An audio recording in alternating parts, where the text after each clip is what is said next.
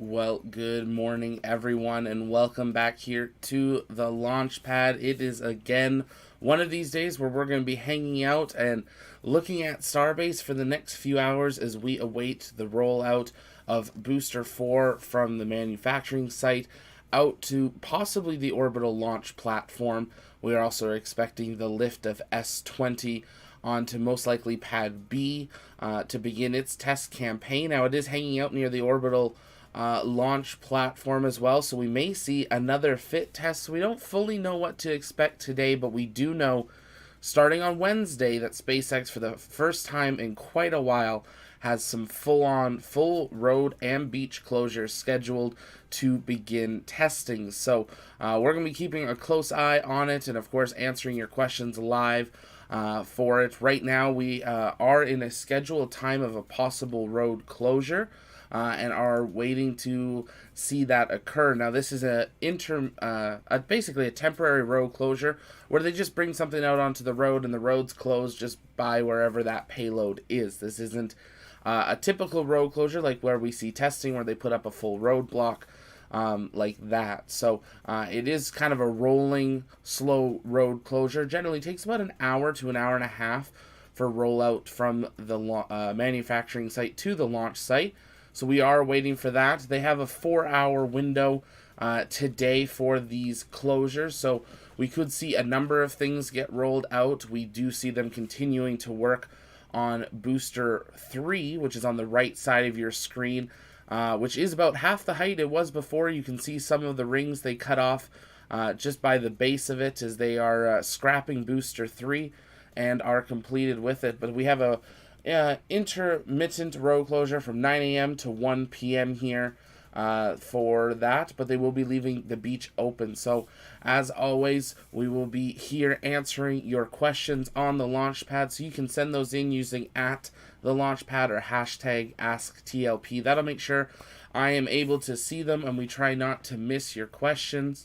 But to get started, let us know where you're watching from. If it's your first time here, welcome. My name's Zach.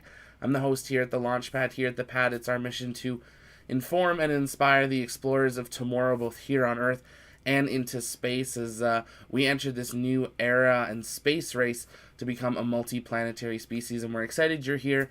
I really believe that space is better together, so we invite you to join our community, engage that subscribe button, join us over on Discord. I've got you guys pulled up on the iPad, so we're hanging out in live comms as well.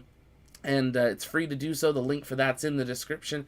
And if you'd like to help support what we're doing, we are going to Starbase to bring you live coverage of the orbital flight test, but we're also headed to Florida the week before to cover Inspiration 4, the first all-civilian mission to space, and we'd love for you to come digitally along with us and be part of our team.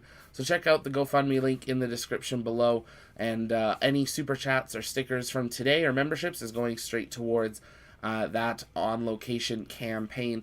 Trips covered, but we need to get some upgraded equipment to bring you the best possible live views, and we're putting it all towards that. But let's see who we've got in here. Aiden, good to see you. Ooh, I'm so sorry. MAPNHA, I don't know how to say that, but welcome, good to see you. Matt, good to see you. Cosmo Diversity, great to see you. Nujum, welcome. Good to see you. Matt Otter, good to see all of you. Let us know where you're watching from. Start sending in those questions. We will answer them. And we're excited to see what happens today so we can begin testing of the first ever fully stacked Starship later this week. Now, we don't expect Starship to be staying fully stacked, as they do need to do some testing of SN20 first. I think we could see a fully stacked Starship possibly in the next week to 10 days, though. As they will begin the countdown to the orbital flight test. Cosmo, hey, haven't watched your content for a long time. Hey, Bezos is putting effort. It's interesting to see just the direction of that company. It really is. I wish all of them luck. Competition's important, but when you lose, you need to lose gracefully and just pick up and keep going. So I think Dynetics has really shown how to do that. Like, yeah, you can be upset that you lost, but once you've lost, you lost. Move on and keep moving forward, because there's more contracts to come. There's a lot happening. Aiden, are you on the live stream? I am. We are here. We were just getting everything pulled up. Good to see you.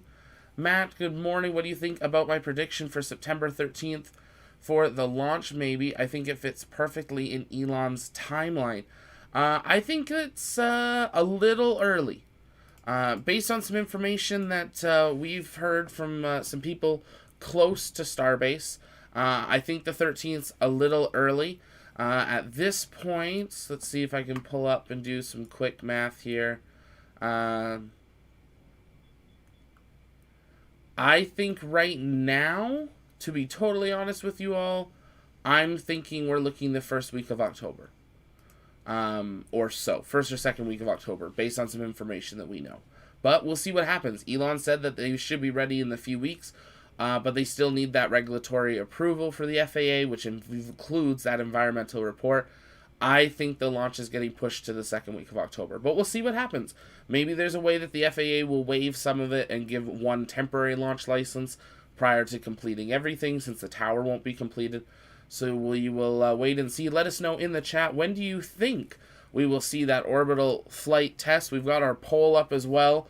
Right now, 44% think early September, 26% think late September, 21% of you think October, and 9% think November or later. Take a moment, let us know in the poll, and we will see you, and we'll keep checking in with that there, and we'll go from there.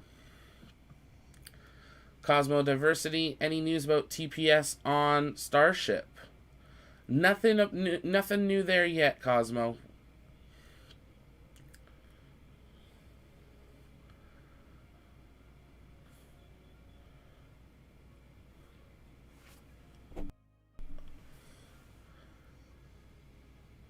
Gotta ask FAA. Elon tweets about it. Yeah, absolutely. Have to see. FAA takes a week or two, and Elon should be ready in 2 weeks. Or that's where I got the 13th. Yeah, absolutely. Now, we've been hearing that there may be some changes within the FAA, so we're not too sure on how that's working. So we're wanting to watch that closely, because this is a very different style of launch compared to a Falcon 9 or a test of SN20. We're literally talking about sending something almost, about 85-90% of the way around the world. So they're going to want to be careful, because any failure point, you could have an issue of debris coming down on its path. So they do need to be really careful about that for it. But Noonjoom BN4 rollout today, that's what we're expecting based on Elon's remarks. Elon said that B4 would be rolling, B4 and S20 we're going to be rolling out today. Obviously, you can see SN20 on your screen, or S20, as it rolled out on Friday. So we are expecting B4 to come out here today. Aiden, good to see you. Marcus, hello. Maybe not Cosmo, but let's encourage them to continue. Matt, yeah, SN20 is already out there, so we're waiting on B4. Track screams from Mexico, good to see you. Sky854, hello. B or Bay, hello from Italy, good to see you. Cardboard, good morning. What is the status of the FAA? Pending. They're still working on that environmental review. Emilio, New Jersey, up in here. Good to see you. Good morning. Tony Langley, BC. Good to see another Canadian in here. Hey, Tony. Matt Otter. Ryland says hi, and please be careful going to Florida and get your butt to Texas. Hey, Matt. Hey, Ryland. Good morning. It would be afternoon, I believe, for you guys. Thanks for jumping in here. Yeah, absolutely. We're great. We'll be careful. We got our masks ready. We're not going to be around too many people when we are doing stuff, and if we are, we'll be fully masked and everything there. So we'll be careful. Most of the stuff we'll be doing is outside as well, so we should be good. And then Texas is where we'll be for a longer bit of time, and we'll be outside there. So definitely going to be careful, and we're keeping an eye on it. We still got a few weeks to see what happens, but I think we'll be okay. Cosmo, my approximate launch date would be late September nor early October. Okay. Sam, love what you do. Keep up the great work. Thank you, Sam. I appreciate that. Great to have you in here. Waco, Texas, next to my hometown, McGregor. Awesome.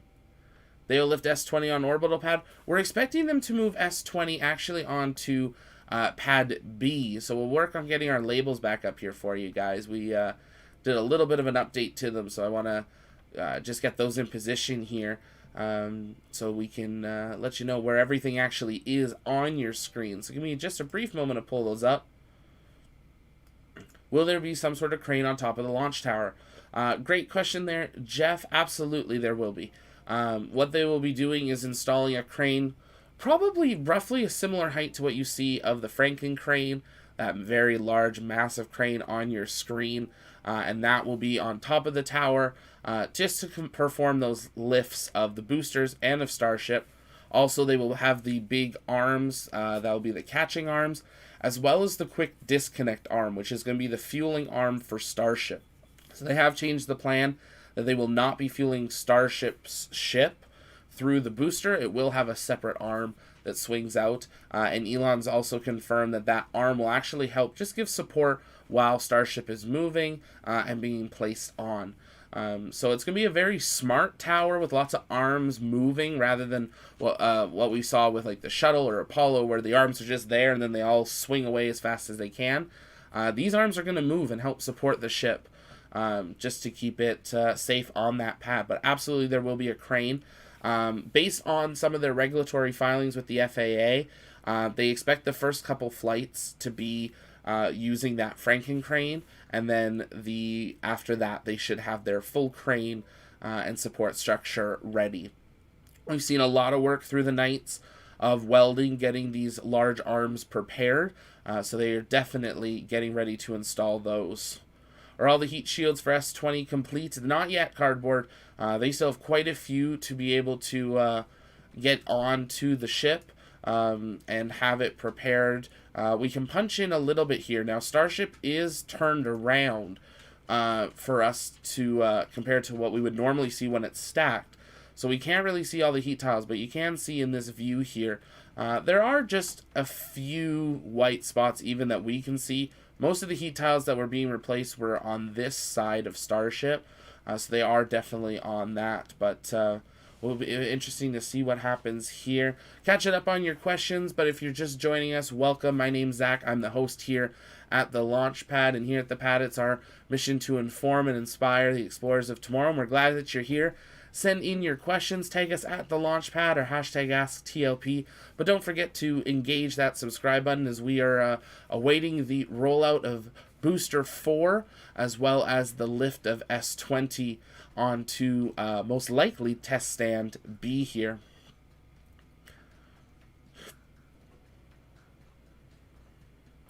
Robert, good morning from Granada, Spain. That is very warm, Robert. I hope you enjoy the heat, but make sure you're staying hydrated there. Are they moving BN4 to the launch area, or are they not moving yet? Not moving yet. They're Leonardo? Yeah. Lendro? Sorry if I'm saying that wrong. We're waiting for it, but they will be getting started here. Bill, Seattle, good morning. Hey, Marcus, good to see you. Thanks for being in here. Are all the tiles on SN20? Not yet. I'm excited to see what the Mechazilla arms will look like fully assembled. Yeah, it's going to be neat to see. It's basically going to be like a robotic person that's just grabbing these boosters, which is really interesting. And it'll be exciting to see. Matt Otter, honestly, I missed the last couple of your live shows. Glad this one fell in line with my sleep schedule. I work nights, and this is a perfect way to unwind. Absolutely, Matt. Well, I'm glad this one lined up for you. We do try to leave all of our live streams up, so you're always welcome to watch them after, but obviously it is a bit more fun and exciting to watch them when you're live and actually able to interact. So glad this one lined up so that you can be here with us.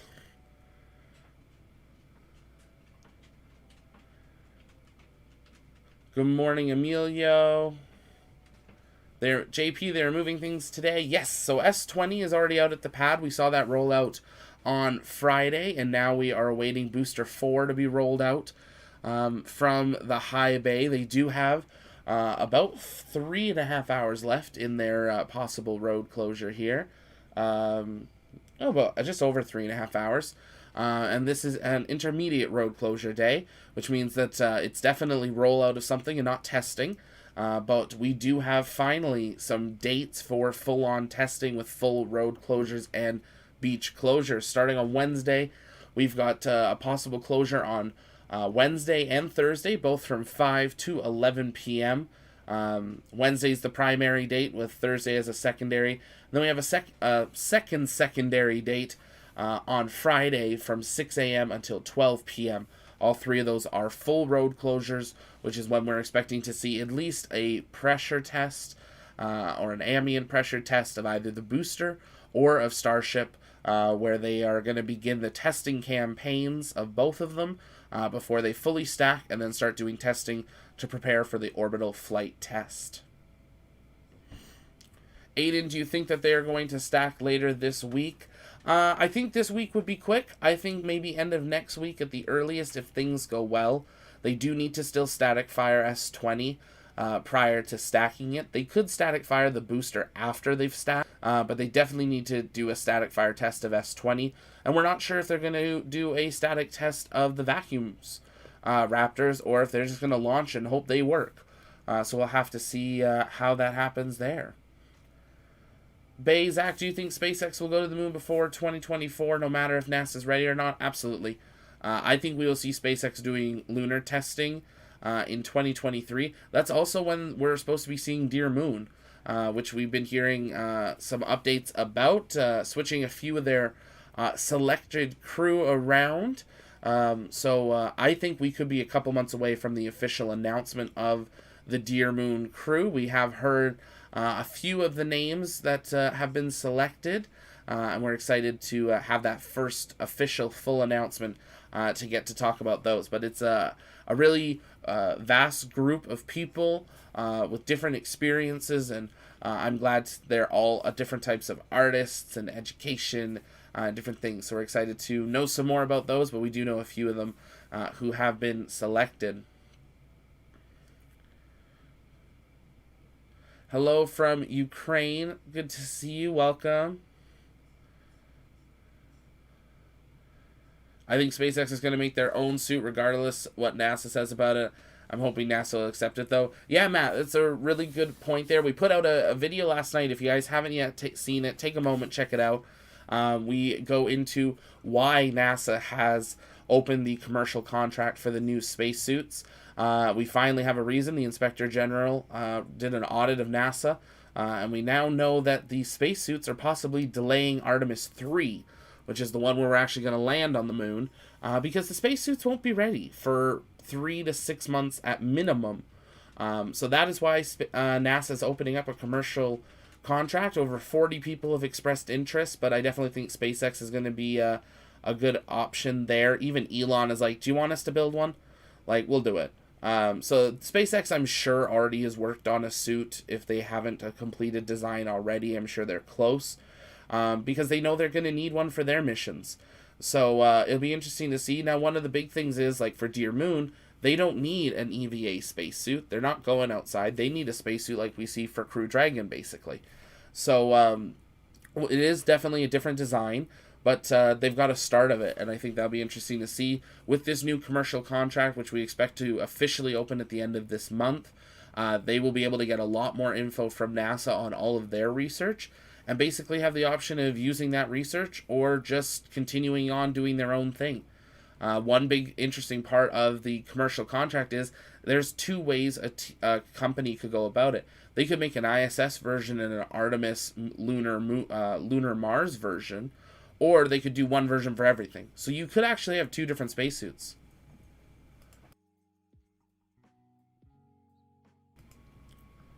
Murdoch, hello from France. Good to see you. Welcome. When do you think they will finish all of the Starship and Heavy booster tests? I think we're a few weeks away. They still need to get the tank farm done. I think we'll see some testing of the tank farm too. So we will see it there. Cosmo Diversity winds 4 to 5 kilometers today, and it's a good wind speed for rollout. That is a great wind speed for rollout here. So we are keeping an eye on that, as that always is a good sign on what is happening. If you're just joining us, take a moment, engage the subscribe button, and hit like. It really helps us out. And lets YouTube know that you like what you're watching and that you're excited about SpaceX and shares it with other people. Let's see, can we get to 100 likes? There's over 200 of you watching. So take a moment and engage that subscribe and like button there. And keep sending in your questions at the Launchpad. That makes sure I catch them. And we are catching up on your questions here, so bear with me. Do you think they're going to stack later this week? No, I think we're a couple weeks from stacking. End of next week at the earliest. Is the arm mechanism thingy almost ready to be put on the tower? Yeah, I think that's the great way to describe it. The arm thingy. I think that's how we should call it from now on. Yes, they are working on it. I think probably also next week, maybe the week after, we could see that starting to be installed. We'll have to see how they do it. It's quite a large mechanism. So I think we might see the booster on the orbital pad, S20 over on pad B, and then see them install the arm thingies, or possibly move the booster and then install the arm thingies. So we'll wait and see on that, but yes. Hello from Florida. Ken, good to see you. Can't wait to be down there in a few weeks, about 4 weeks. So excited. It's crazy that it's coming up that fast. If you guys haven't yet, take a moment. We've got a link at the top of the description. We are currently fundraising to not cover the trip, the flight, the hotels. I've got that all covered, but upgrade some of our equipment to bring you guys the best possible coverage. If you can take a moment and check that out, even $5 or $10 is a really great help, just to help us be able to upgrade that equipment and bring you with us to the orbital launch test of Starship at Starbase, as well as to the historic first all-civilian mission to space in Florida.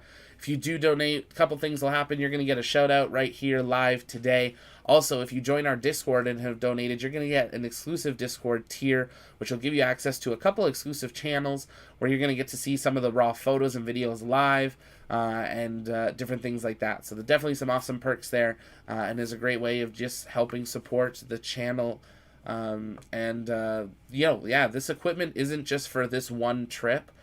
This equipment is going to be for years of coverage. We are going to be down there for Artemis 3, Artemis 2, obviously the first crewed starships, first cargo starship launches, lots of different things coming up. We've got SLS hopefully launching sometime soon, Dream Chaser in a couple years, Vulcan, maybe New Glenn if it ever gets built. So lots of things. This equipment is going to equip us to be able to, jump on a plane and be there when these happen and bring you along with us. Is it going to stack again? Eventually, yes. Silly, when do you think was a realistic date for landing humans on Mars? I think we're going to see a test mission to Mars in 2022, December, which is the next window. Then I'm thinking 2024, 2025, which is the next window, we'll see a fleet of cargo. And then I think 2026, 7, whenever the next window is there, I don't know the exact month, we will see another fleet of cargo and possibly the first crew. Now that crew could be a flyby or it could be a landing, we're not sure. But by 2028-ish, for sure we will have people landing, but 2026 is a maybe. But let me know what you guys think in the chat. Let me know, do you think we will be seeing a possible, when do you think we'll be landing on Mars? And when do you think we're going to be landing on the moon? We want to hear from you in the chat. Confused Avocado, good to see you. Good day from Australia. Thanks for being here, Avocado. Appreciate it. I want to see a tension suit and not a pressure suit. I'm tired of seeing the bulky old school suits. I'm ready for the suits we've all seen in our lives in sci-fi. Yeah, Matt, it'll be interesting to see what they do there. Absolutely. I'm hoping we see some next generation suits here. That's what they keep calling them. Let's have next generation suits that don't look like they're 60 years old. So many people voting early September. People don't know about Elon time, it seems. Yeah, it'll be interesting to see. I'm thinking late September, October is where we're landing. Let us know in the poll. We got 200 votes here.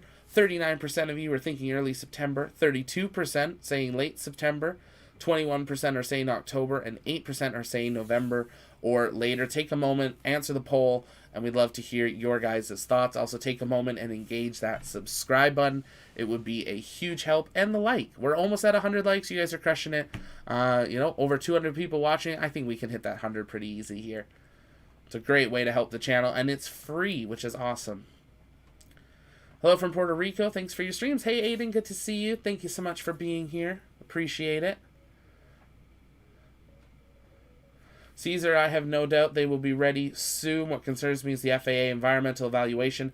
How long do you think it'll take? Well, it's been in process already for a number of months.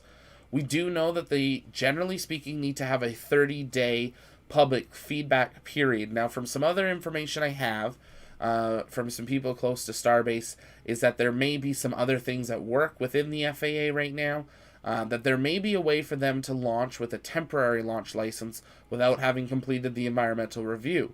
But we are hearing that there may be some other FAA requirements that changes the timeline for it. So we don't want to get too much deeper into that just yet. We're waiting on some more confirmation. But we are hearing that basically we're waiting on the FAA again. Obviously, we still have quite a bit of testing left to do of the ship and the booster, then stacking them, and more testing and the tank farm testing, the new tank farm testing. So still lots to do, but it does look like this may come down to sitting and waiting on the FAA for approval. Elon Musk says Elon is real time, so you need to argue everything is fine. Elon time can be real time up until real time takes longer.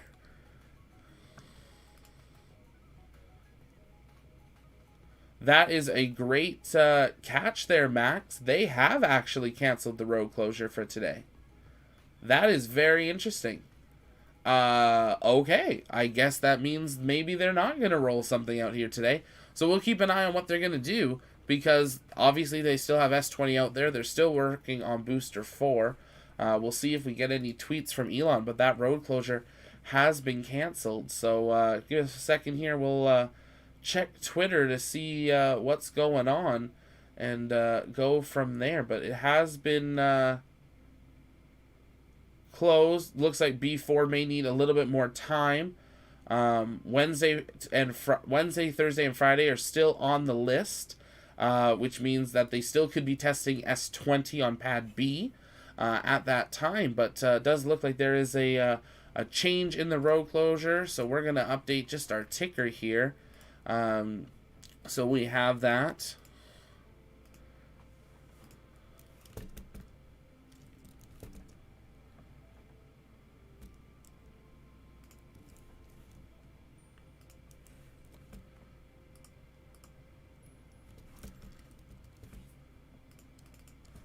Take a moment, send in your questions. We're still going to hang out, keep an eye on what's going on down there, and answer your question. But, yeah, definitely a change to the road closures. But we do have those other ones still in place. So we'll see if there's any other updates that occur. We do find they normally get updated right about this time each day. So it'll be interesting to see what happens there.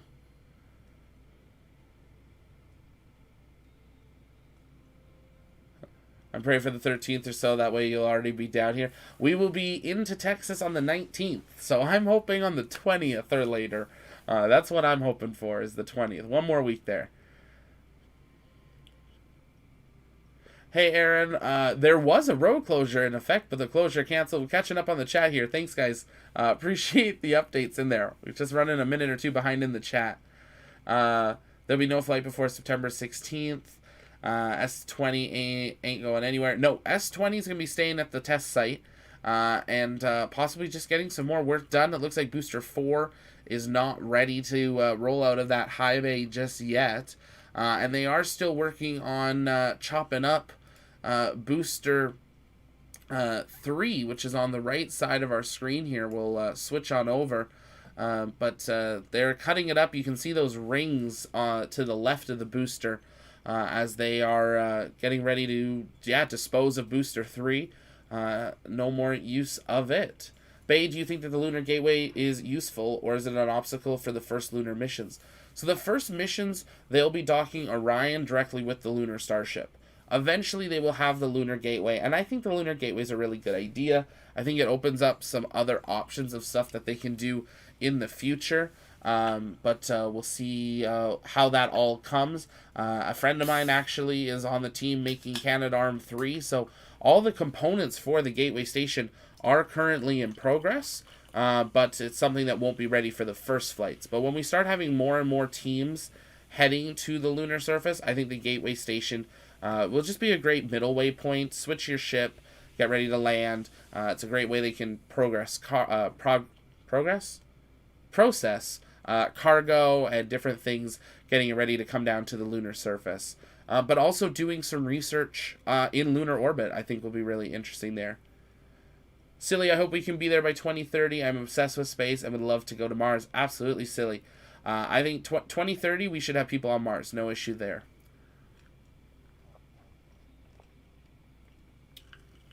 Nothing going to happen, it seems. Yeah, with the change of the road closure, that definitely makes it a little bit different there.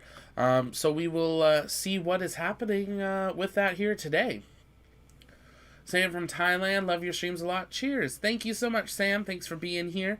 Make sure you guys have engaged that subscribe button. Let's see, can we get to that 5,200 subscriber mark today? I think we could get to 5,500, personally. But let's see. Can we get to 5,200? We'd love to invite you to join our crew. It's free. We believe space is better together. So keep sending in your questions, and we will be answering them.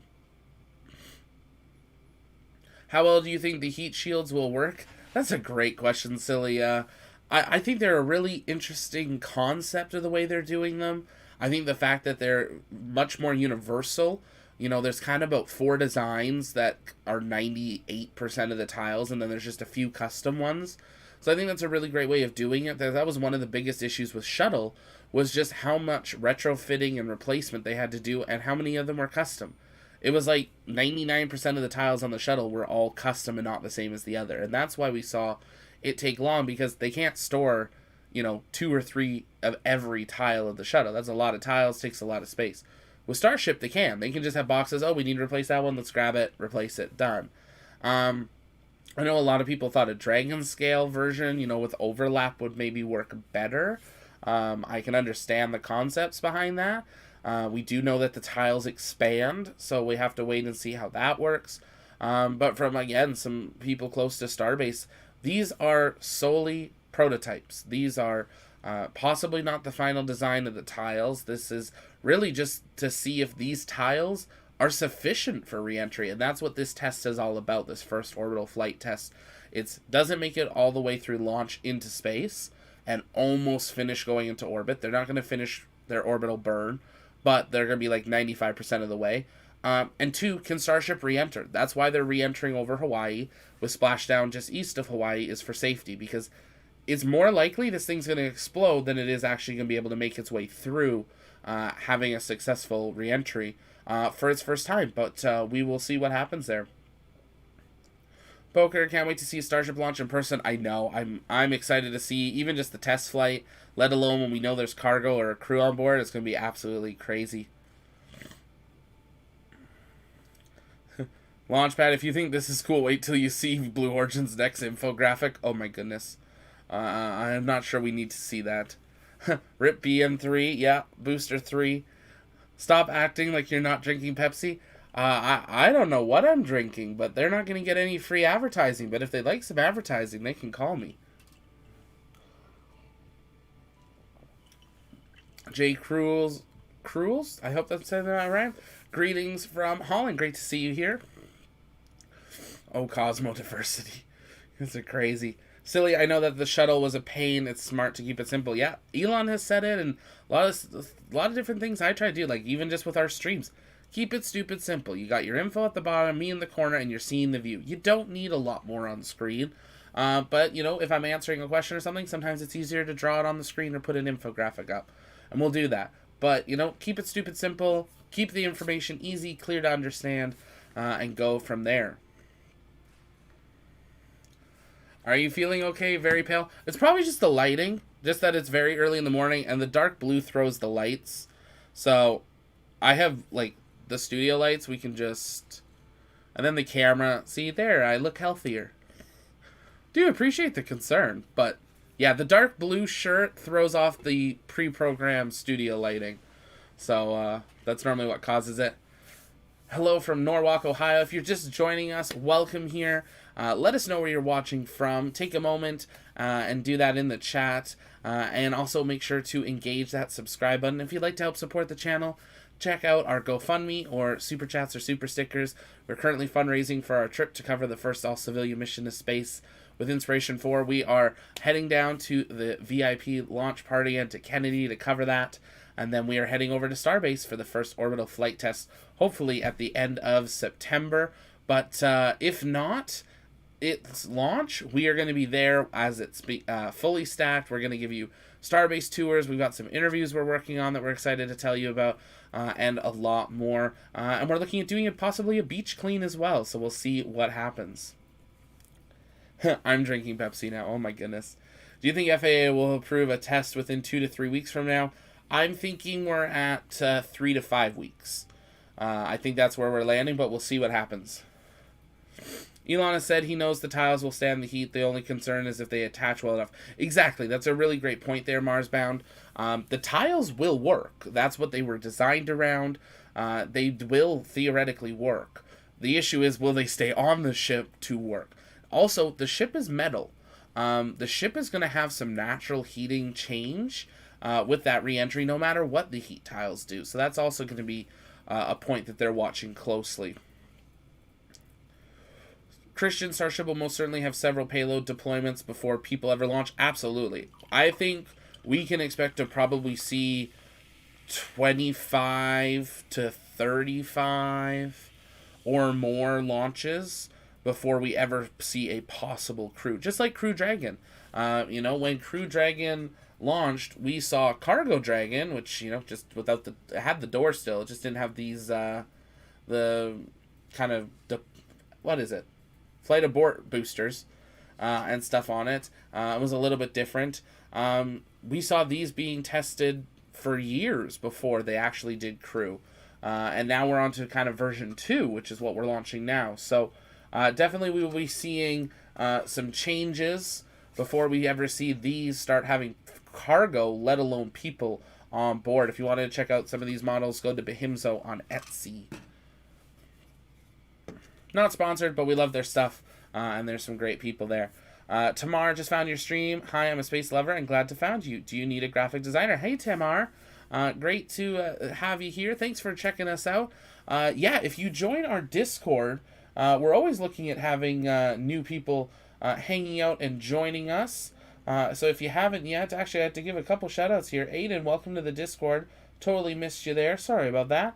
But we've got our Discord pulled up. We're hanging out in live comms. That Discord link is in the description. And you can join us there. And you can join us. Let us know about yourself and introduce yourself. And we hang out in there all the time. Be interesting to see who's going to be member 200. So make sure you join us in there. If you're interested in, possibly helping us out there tomorrow, if you can join there and reach out, that would be fantastic. That's probably just the easiest way to do it.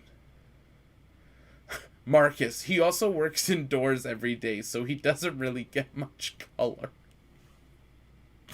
Oh, Marcus.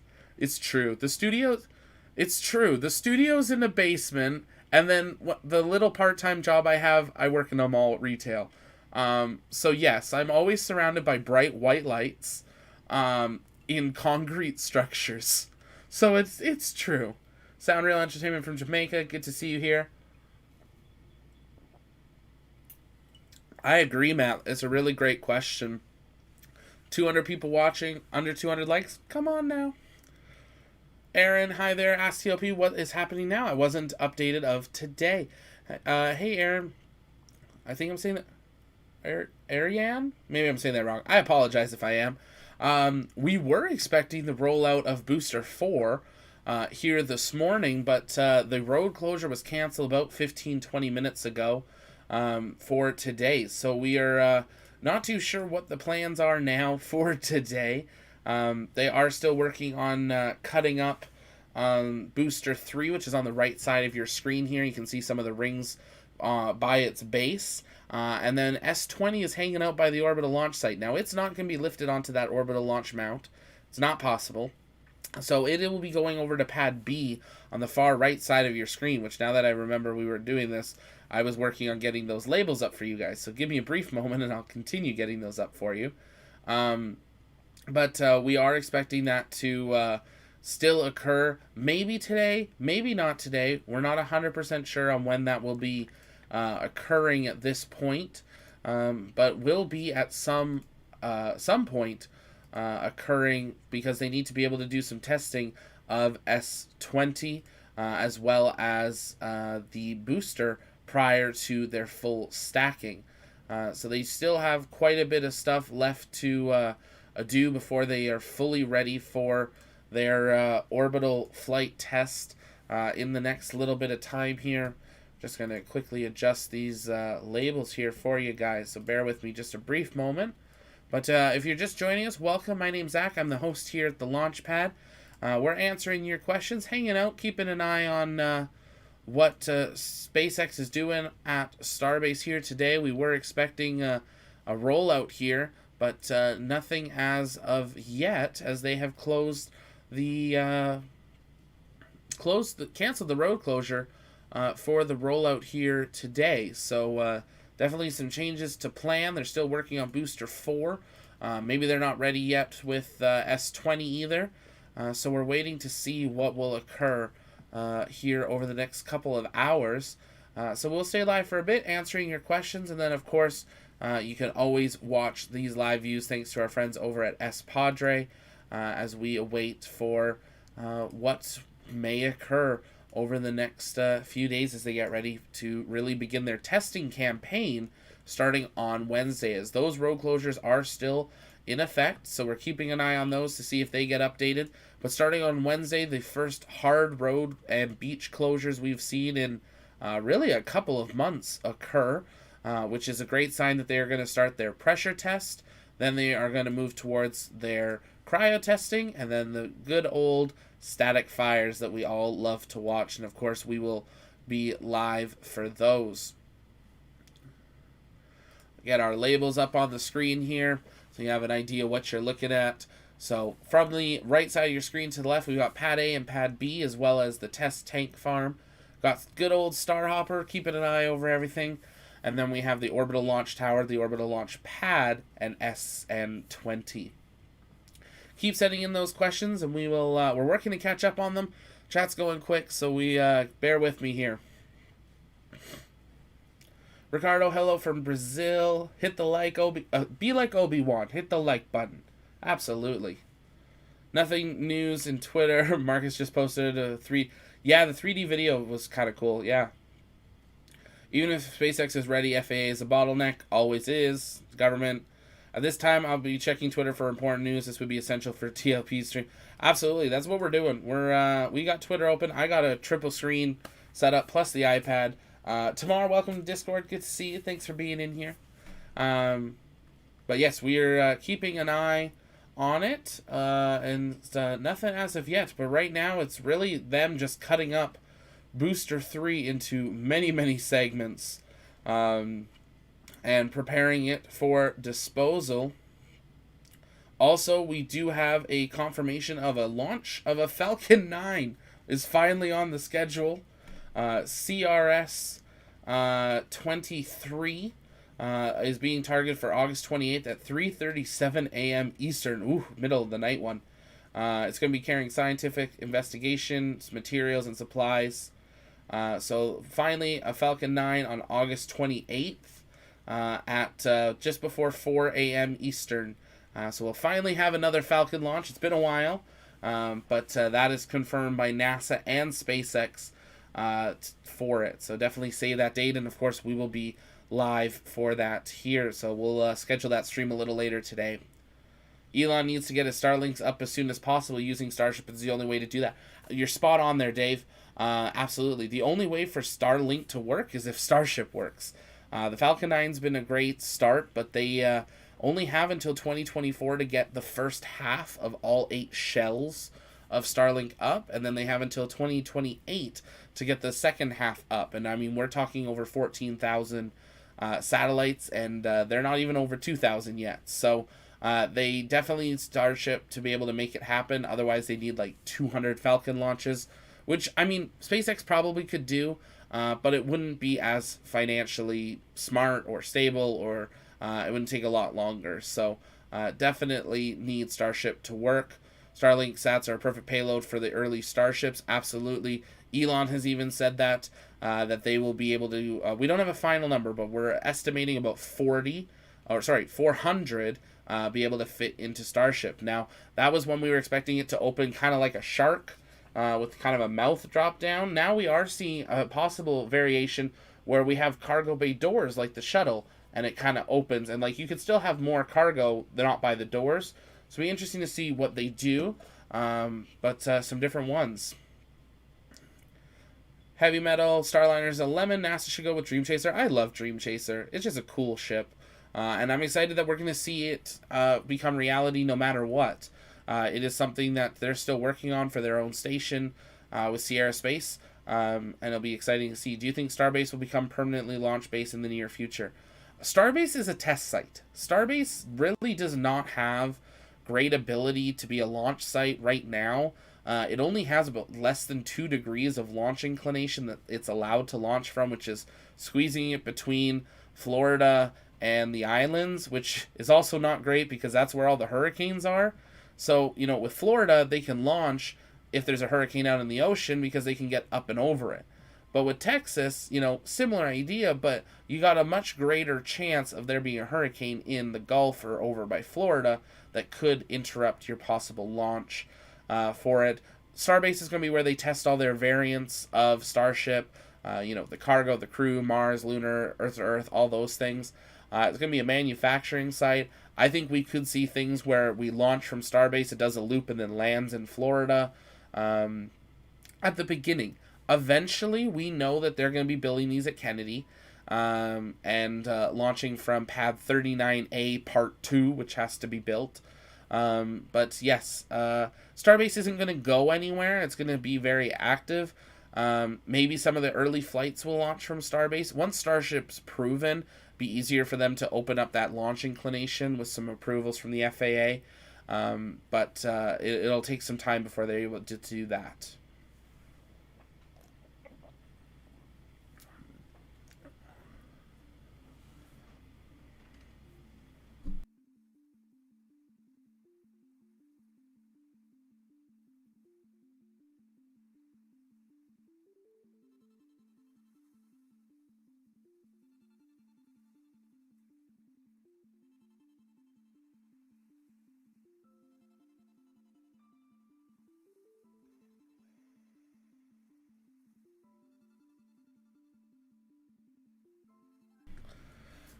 Said the name correctly the second time. I'm glad I did. It was 10 minutes ago. I don't remember what I said. But Ariane. I'm sorry. I'm going to call you A. Dave Ryan, Zach, are you moving to Starbase with your family? Not yet. I am looking so I'll be setting up base there temporarily. We'll be able to fly down with about 95% of the studio here is portable. The only thing that's not probably coming are the massive Falcon 9s behind me and the telescopes and the Lego sets. But all the lighting, the camera, most of the computer gear is fully portable. And then with your guys' help on the GoFundMe, we'll be getting some even better cameras for live streaming. We are working on getting our own 24/7 cam set up there for you guys as well. So, not moving the family there. I live with my grandparents, so we did live in Texas years ago, just in the winter, but most of the time in Southern California. So, but we are talking about taking our RV, which and permanently setting that up down there, which will then become Studio 2, which means then I basically can fly down whenever we need to be there and know that I've got accommodations and a studio set up. So not permanently moving, but setting up a second base, absolutely something in the next year will be happening. Most likely won't be able to set up the full studio until kind of spring, just where we would like to have it set up. It gets pretty busy during the winter and is already booked, so we need to wait for that to end, and then we can book a site and hopefully be there permanently. But absolutely, the hope is to have a base down there at Starbase. I'm hoping in the next 6 months to a year that this becomes full-time, so no matter what's happening, we can just jump on a plane and jump to where we need to be in the United States, or maybe when travel internationally is allowed, to be able to cover some of the other launches that are happening. Would love to get to see a rocket lab in person and bring that to you guys. So definitely stuff coming in the future. Huge plans for the Launchpad, because this is just the beginning of a new era of space, and we want to make it easy to understand. We want to make it accessible, and we want to answer your questions for it. And we want to present it to you as in the raw format as we can, like this. We're literally watching a test construction site with a bunch of tin cans. But you know what? We're loving it. I'm enjoying it. And we're answering questions and getting to learn about space. So it's really exciting there. Ghost Recon, how's it going? Just subscribe. Thank you so much, Ghost Recon. Everyone be like him. Engage that subscribe button. I'm doing well. And the road closure for days is canceled. So that definitely changes the plans of what we were expecting to have happen today. So we're keeping an eye on it. We'll stay live for a little bit longer. But we're definitely not going to see any big rollouts here today, as they can't do a road closure anymore. But it means they're just going to be working on what's out there. We could see S20 move, but right now that crane's attached to Booster 3, so that's definitely their primary focus. What we'll do, we'll punch in on Booster 3 here, just to give you guys a little bit of a better look. You can see on your screen here, these are sections of Booster 3. This booster was quite a bit taller, up to about here, and they have taken cuts out of it and reattached and been slowly scrapping it down to smaller sections as they are slowly scrapping Booster 3, and it's completed its work, which is kind of sad to see, as that was the first time we ever got an Elon tweet response, was on Booster 3. So kind of sad that his response never became a reality of a 9-engine test. But we're excited to see Booster 4 with all 29 engines get fired up.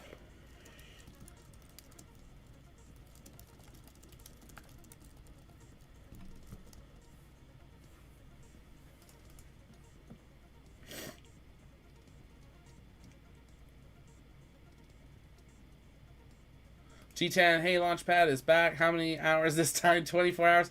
No, not 24 hours. How long are we into this?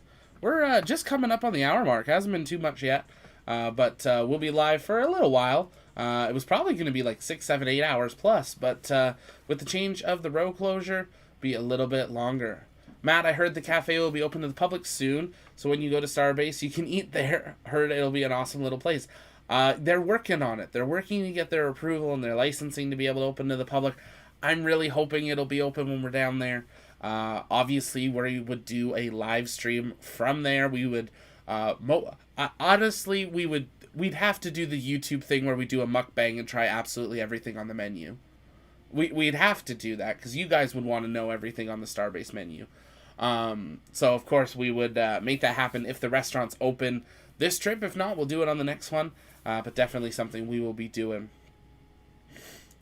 Bay, when do you think the release arms for the tower will be ready? I'm thinking the tower arms, we're probably looking at, I'm not too sure. They still got some time to be able to get that ready. We'll switch over to tower since we're talking about it here.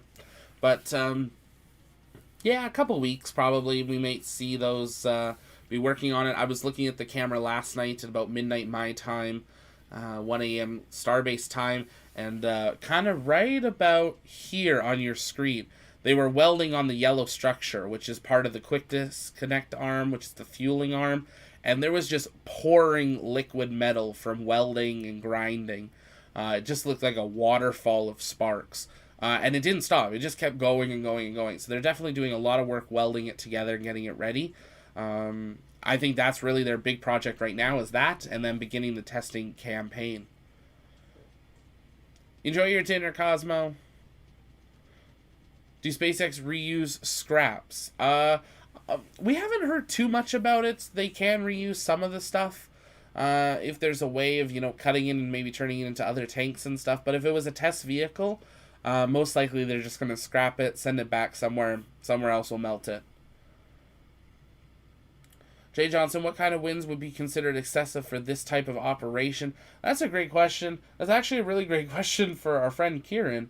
That we'll try to ask him next time we have him on the air here. So we'll keep an eye on that. For the lifts, it really depends on just the structure they're doing, and kind of how they're tying it down. Like, we saw them lift booster 4 onto the orbital launch mount in 15 mile per hour winds, up gusting to 20. But then they didn't want to lift Starship in those. They wanted to lift Starship in about a third of those wind conditions, with gusts only about 7 miles per hour. So, they're learning how to operate. You have to remember, these things we're moving are talking many, many, many stories tall. That, on screen, they don't look that big. But, once you see a person, and keep in mind, these are all cars down here on the bottom. This is a very large structure to be swinging in the air, and then you're lifting at the height of the booster, and you're lifting it within 100 feet. One good gust of wind, if you're not in control, and you'd be damaging the booster and the ship. So they need to keep it in there.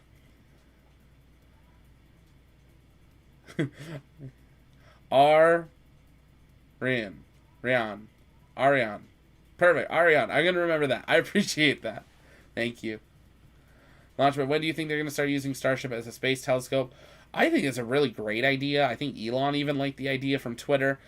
So we're watching to see how that occurs. I'm thinking 2030s is when we might see that happen. Telescopes take a really long time to design, so we'll have to keep an eye on that. But I definitely think in the future we could see next generations of Hubbles and James Webb telescopes developed in Starship. Because if you could launch this, and whether it has the shark fin beginning or maybe both open, or you just have cargo bay doors on the side, you launch it, you send it on its way, you tip it up, you open this, there's your telescope. This is huge. You could deploy this off like we did with Voyager 1 and 2, where, even 20, 30 years down the road, the tech's going to be old, but we still talk to Voyager 1 and 2 like 40 years later and are still getting data. Imagine sending something like the James Webb Telescope on an escape trajectory, and in 30 years getting data like we do now, but from that far out. That would be incredible, and I think Starship's what's going to equip us to be able to do that. I do not think he will be able to do that. He might try, but I don't think so. I think they will have multiple launch sites: Texas, Florida, Cali, and maybe even Hawaii. Texas, obviously Starbase. Florida is 100% going to happen. In the future, their goal is to have Los Angeles, San Francisco, New York, Miami, London, Paris, for the Earth to Earth. For cargo, I think Florida is a main one. I think we would see California with Vandenberg as well. And then a few others. Now, Elon said they were working on just scrapping the orbital launch pads, the floating ones. And we weren't too sure what he meant in that statement of Phobos, which is down in, I believe it's somewhere in the north of the Gulf, is pretty much flat. The one that's by Boca Chica and Starbase has a lot of work left on it, Demios. So we're going to try to find that while we're down there and give you some views of what the floating orbital launch site looks like. Because they're going to have to start building those if they're going to get ready as well. Because if they have those, they will definitely have some capability of they could send one of those where they need to launch from. But definitely in the future, they will have. Why did they cut BN4? They have not. That was B3. Sorry. Sorry to give you that scare. No, that was Booster 3 on your screen that they were cutting down and recycling. So that's what you were seeing. Is the Starlink license for 14,000 satellites? Isn't that just the long-term plan, and the initial constellation is something like 4,000? They are licensed for quite a bit more than 4,000. They're licensed over 10. I believe they're into the 14 now. I'd have to look it up. But they are definitely quite a bit higher than 4 at this point.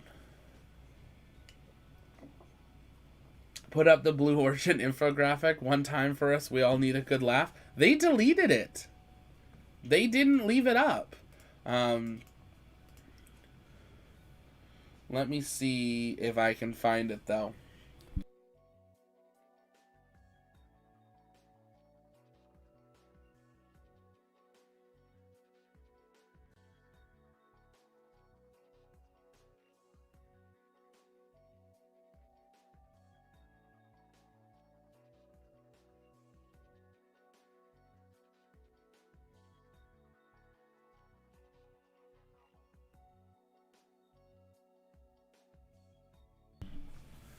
We're taking a look, seeing if we can find that infographic. We could use a laugh. Why not?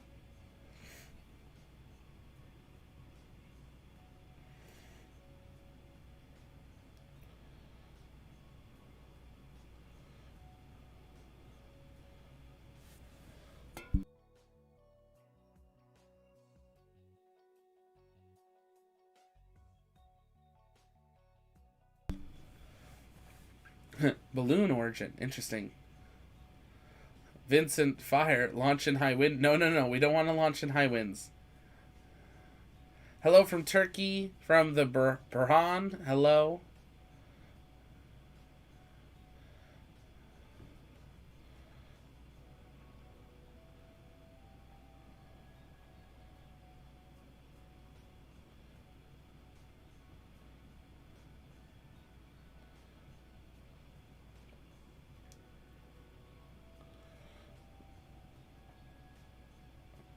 Perfect. We're trying to pull up that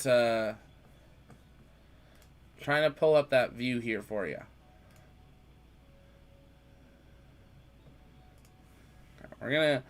You might hear some Discord notifications. We're gonna try this. We haven't done this before, so bear with me here.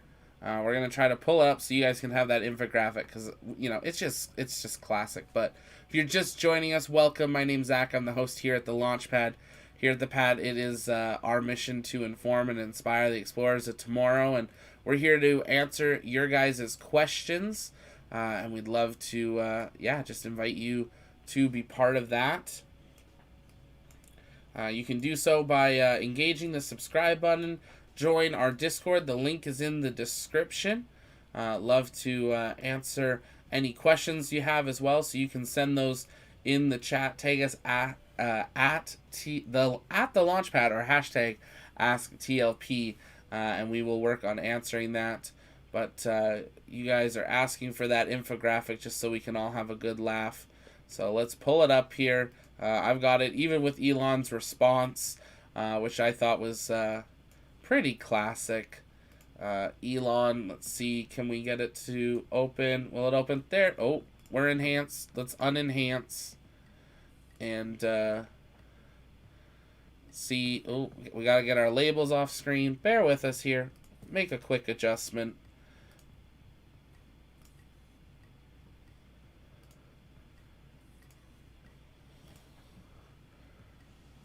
There we go. There's that infographic. So the launch from a spaceport that doesn't exist. This is the spaceport that doesn't exist, and for it. Now Elon has confirmed these 16 launches technically currently is accurate, but that's the first test. There will be other iterations of Starship when it becomes more effective. The whole 12 days later thing makes no sense, and the rest of this makes no sense. So this is all garbage. But Elon's response here, if I can make a quick adjustment on the screen, let's see if it'll let me zoom out far enough. Elon's response: if Santa Claus made it a reality, they'd still want to cancel it. I just think Elon's fantastic. So that's that beautiful infographic. Obviously, Michael Sheets tweeting everything, which is amazing. But if you didn't see that, just some funniness from them there. But they actually deleted it, so we'll see what happens. Let's catch up on your questions. Awaiting Dream Chaser as well. Hey, Mr. Ninu. We're hanging out, watching Starbase, answering your questions. We were expecting Booster 4 rollout today, but that has been canceled, and we're waiting for a new road closure to be scheduled for that. But we have not seen anything go into effect. Now, it wouldn't be the first time we could see a new road closure be put into place. It's also not the first time they've accidentally canceled a road closure and then still done it. So we're going to see it there. It's never truly gone. Someone saved it. Oh, I've got it saved probably 6 places, but that was the easiest way to pull it up here for you guys. Glad SpaceX won the competition. Later.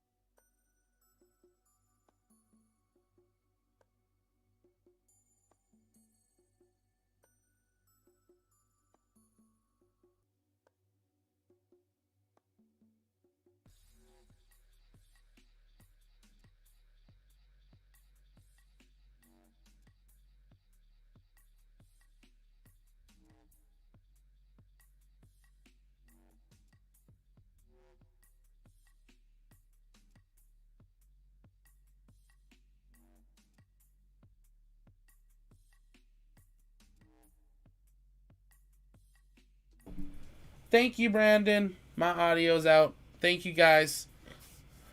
Mic's off.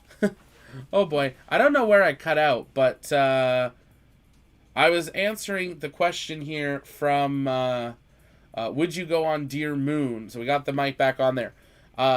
Crew Dragon, yes, I would go on. Now that the mic's back on there. Crew Dragon, yes, I would go on. It has safety over safety. It has evacuation protocols if it needs to launch during on the pad or during flight. And it has backups to backups on what it needs to be able to do. Worst case scenario, you dock with the ISS if something's wrong with the ship, and they can send you another one too. Starship, I would not board until we know it's safe. And though Dear Moon is a couple years from now, I think that's when it would be able to say, yes, I feel safe boarding that. Would I go through all the training and stuff for it starting now? Yes. But I think it would be kind of foolish to say I feel safe boarding Starship at this point because we haven't even seen it go to orbit. So we shall see there. But eventually, we'll see what happens. But yeah, I would hope so. I hope in my lifetime that I have flown at least on a Starship and maybe a Crew Dragon, less likely. But on a Starship, at least Earth to Earth in my lifetime, I think is something that will be possible. Dale, thanks for your content and commentary. Exactly what I want to watch from Wisconsin. Thanks so much, Dale. I'm glad you're here. I appreciate it. Elon spoke that the Starship test is less than 10. Yes, less than 10 to start, possibly all the way down to 4 for the Lunar one. But it is more, we have to admit, it's more than the 1 they said to the moon and the 4 they said to Mars before. We have to admit that's a very big increase from 1 to 4 to 10. It just is. But we'll see what else occurs with it here. But thank you guys for the muted. I appreciate it. We'll he's singing Miley Cyrus, I think. Oh my.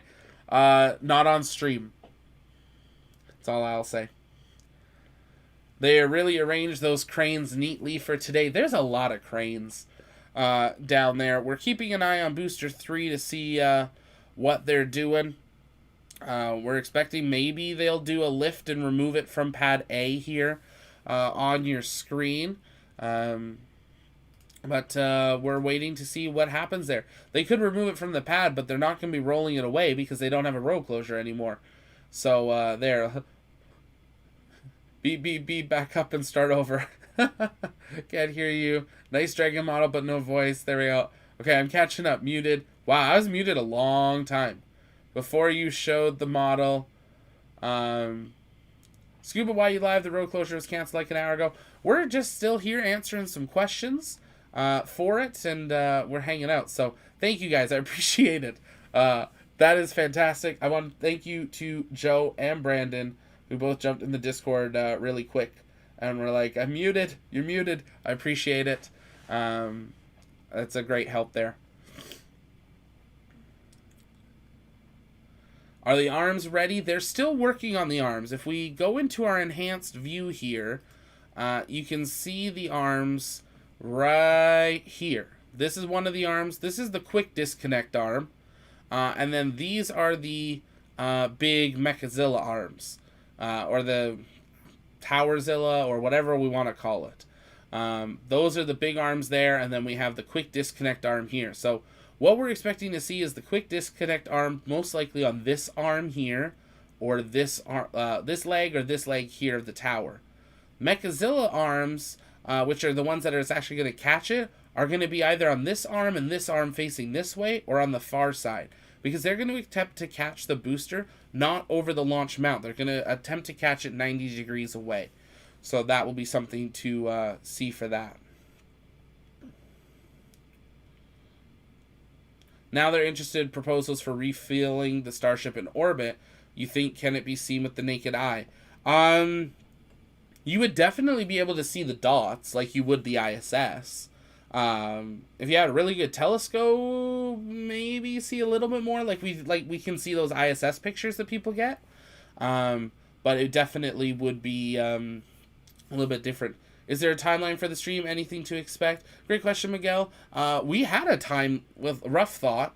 We had about a 4-hour road closure scheduled for a rollout, but that closure has been scheduled. So at this point, we're hanging out and answering some questions.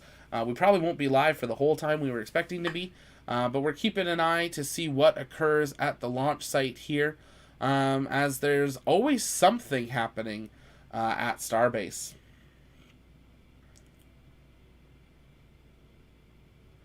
Ask TLP, which potential company do you think can merge with SpaceX and become SpaceX?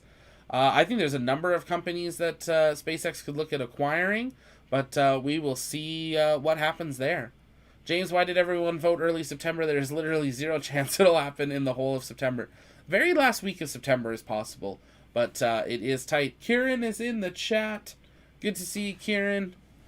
Hopefully you're getting some sleep there before your night shift. Good to see you. It's human weeks, not Elon time. He says that, but it's not the first time he said that.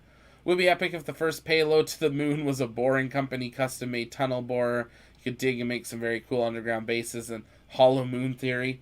It would be interesting to see.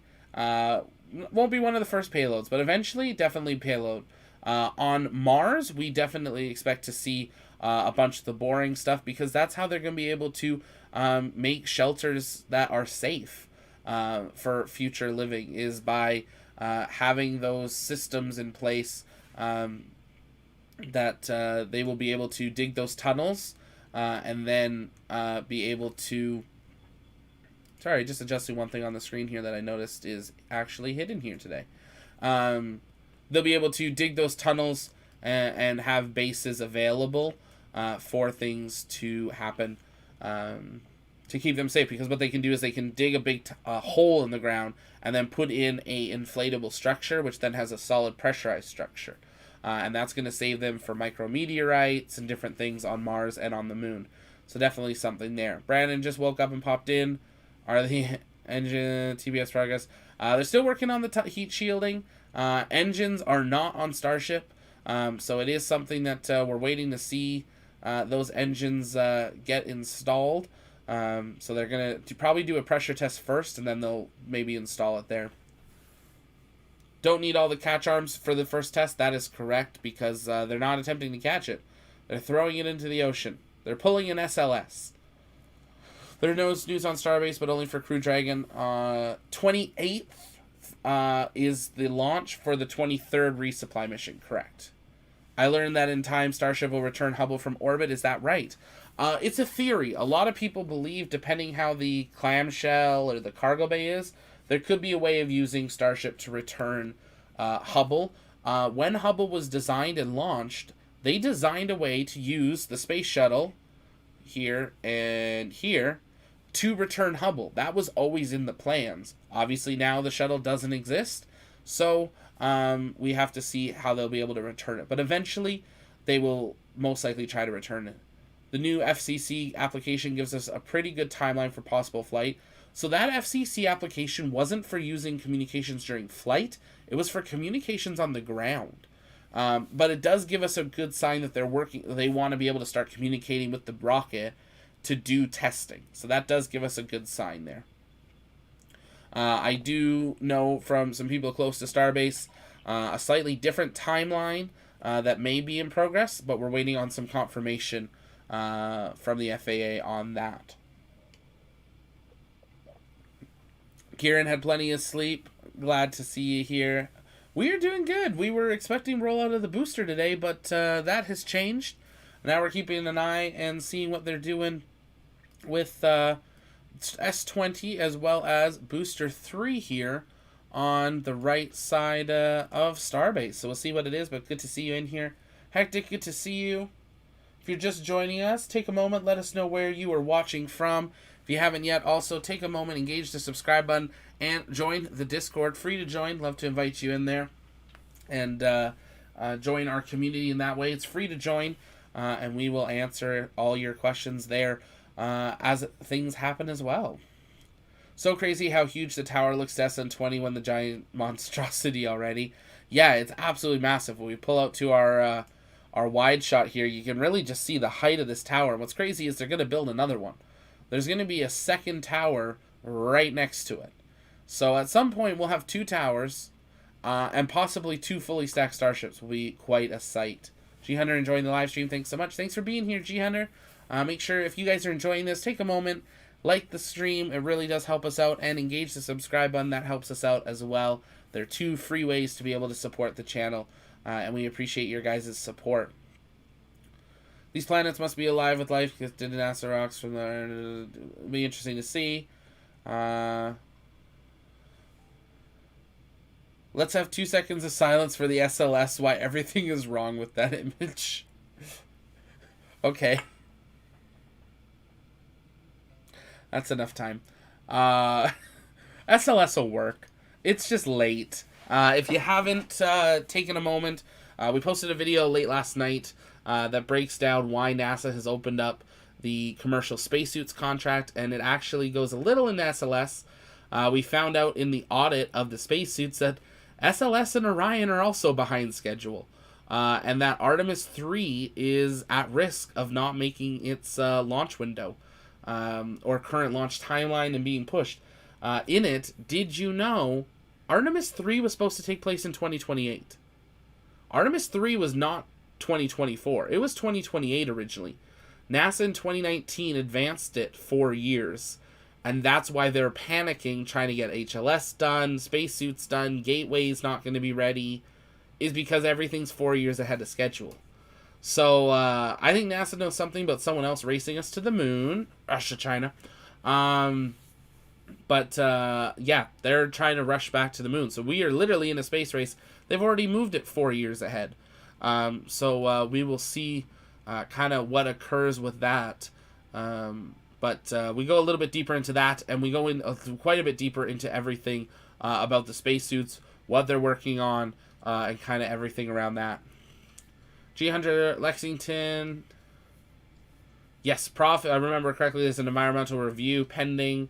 Yes, they need that before, but there are ways the FAA could issue a temporary test license without completing it. But generally speaking, they should have to complete that environmental review first, because literally everything on your screen except Starhopper and the little tank farm on the far right of your screen are approved. Everything else was built by SpaceX and is on SpaceX's dime and could be told by the FAA to remove it.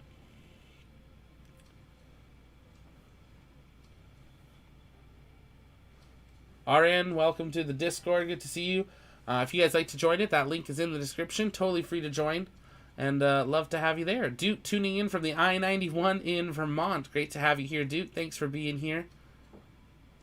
Dale, after S-20 splashes in the ocean, will they fish it out or let it become an artificial reef?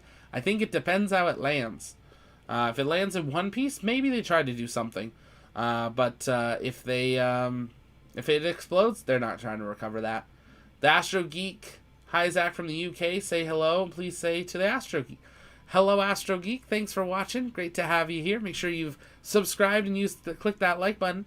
Thanks for being here, and send in a question. If you guys have questions, always here on the Launchpad, you can send those in using hashtag AskTLP or at the Launchpad, and we will continue to be answering those. If you're just joining us, welcome. My name's Zach. I'm the host here at the Launchpad. Here at the pad, it's our mission to inform and inspire the explorers of tomorrow, both here on Earth and going into space in the near future. And we invite you to be part of our community because we believe space is better together, and we want to be along on this ride together here. So make sure you've subscribed, hit that like button, join the Discord, and if you'd like to help support what we're doing, take a look at the GoFundMe link in the description. We are currently fundraising to upgrade some of our equipment to bring you guys the best possible views at launches, but also working on getting 24/7 cameras. And GoFundMe is the best way to be able to support live chats, and Patreon and memberships are there as well. But check out the GoFundMe. I know times are tough, so if you can even donate just $5 or $10, that really will help make things possible. And if you donate, we're going to give you a shout out in the description. So take a moment. We're dropping the link in the chat there. If you guys can do a help, there's 200 of you watching right now. One request. Can all of you go take that link and either tweet it or share it on your Facebook?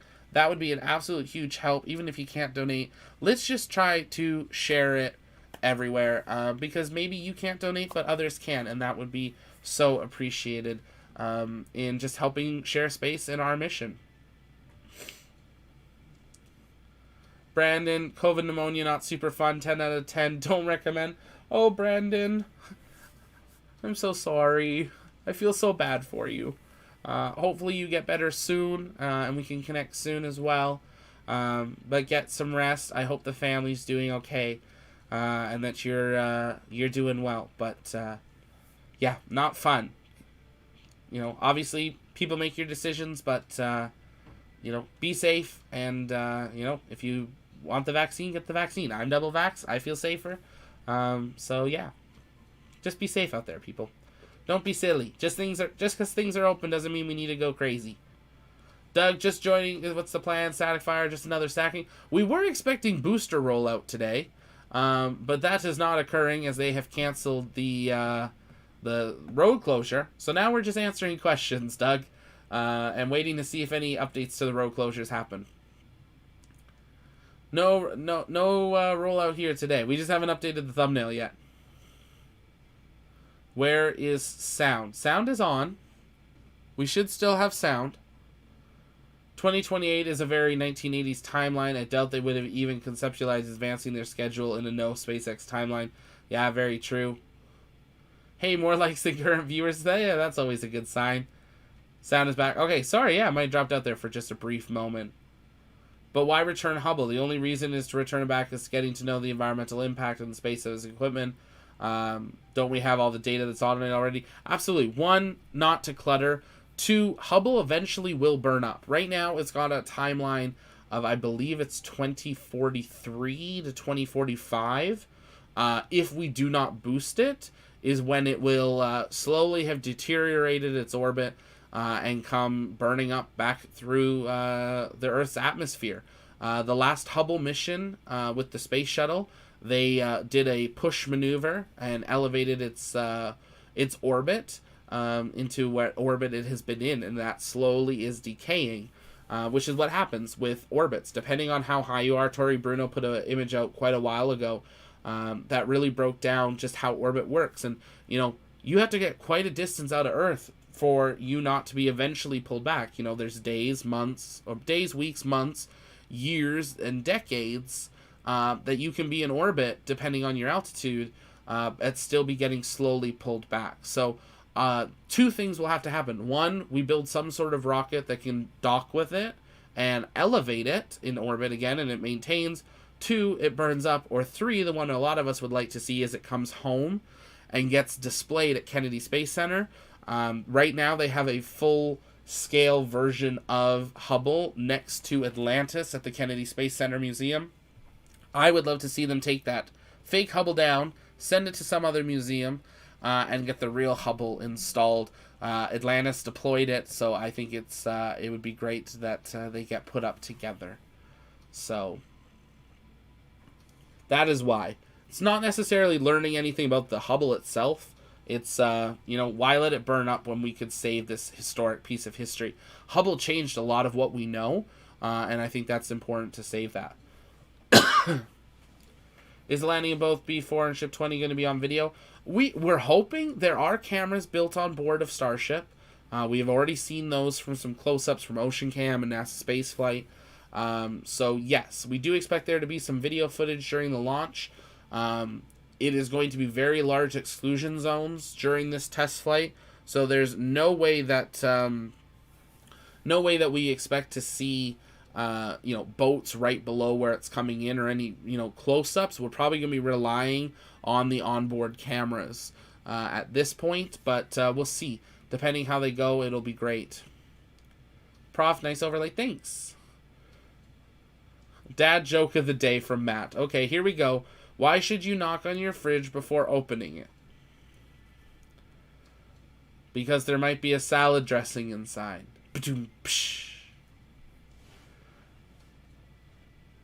You should put up cranes.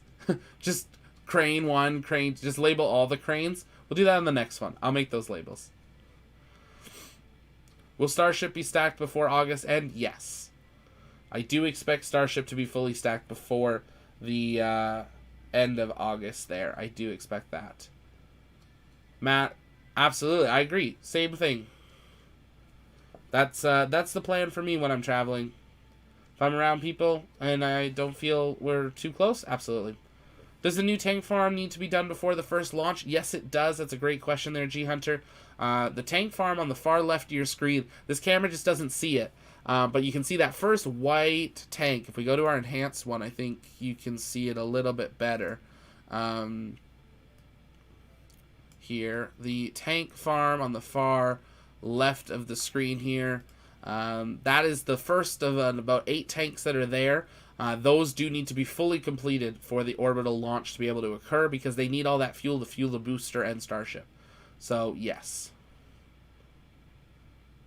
If Elon gets tired of U.S. agency interference, what other country would be best for Mars timeline? So, Dale, no matter where Elon launches from, SpaceX will always be under the FAA. It is a United States company, just like Rocket Lab. So, Rocket Lab, we all know and love. They launch out of New Zealand. They still need FAA approval. Even though they're launching from New Zealand, because they need FAA and New Zealand approval, because they're a U.S. company, but they're launching from another country. So no matter where SpaceX launches in the world, it will always require an FAA approval. The only way to get around that is Elon will have to incorporate another company in a different country, and then SpaceX would have to sell all of its data to that other company, which no one's going to allow. No country would allow that to happen. There'd be big regulatory things to happen. Second, if they even were able to do that, every contract that SpaceX has won, they would lose, because they can't sell a contract to another company that's a NASA or a government contract. So all these contracts they have with the U.S. Space Force and U.S. military and all these other things, all those contracts would basically end. All those contracts would have to be put up, rebid. You'd see a huge delay of probably a couple years on all these contracts. It just doesn't make sense. Dealing with a couple extra years due to government regulations would make way more sense than trying to go through all that.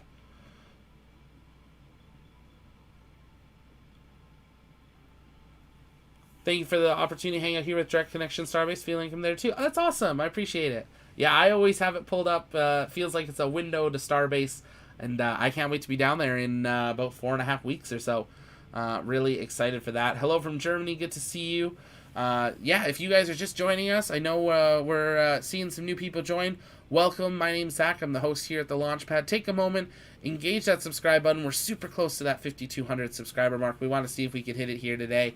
So engage the subscribe button. It helps us out. And hit the like. It looks like we've passed that 200 like button, or 200 like mark. We're so thankful for that. It's a great way to support the channel for free and let YouTube know that you're liking it, so it shares it with more people. Seeing real Hubble would be amazing. Absolutely. Dale, I bet he would go back home to South Africa. I mean, Canada's here. He came and lived in Canada for a few years. We'll claim him too. Elon, you're always welcome.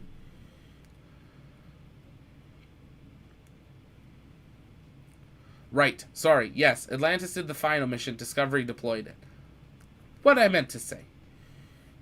Where did you get your rocket models from? That's a great question there, Sam. So all the little ones that I've been holding and the ones that are on that shelf there. And then next to the helmet, there's a little Crew Dragon, which I'm actually holding here. These are from Bahimzo over on Etsy. I have a detailed review on these on the channel with the links to their shop if you want to check them out. Really awesome detailed models there. If I get that really close up, you can just see that detail in the engine bay. They're absolutely fantastic. Working on getting some new ones here and hopefully doing some giveaways in the near future as well. Let's see if that'll focus at all. But they're really awesome. Some of them are even movable and open. So you actually have like all the details and different things there. The big Falcon 9s behind me and the Falcon Heavy are from our good friend over at Starship Balls. We're working on getting some links for you guys there. And then most of the other stuff are different Lego sets. Or other things that I've collected. My telescope from when I was a kid, SpaceX helmets I won, a few other things there.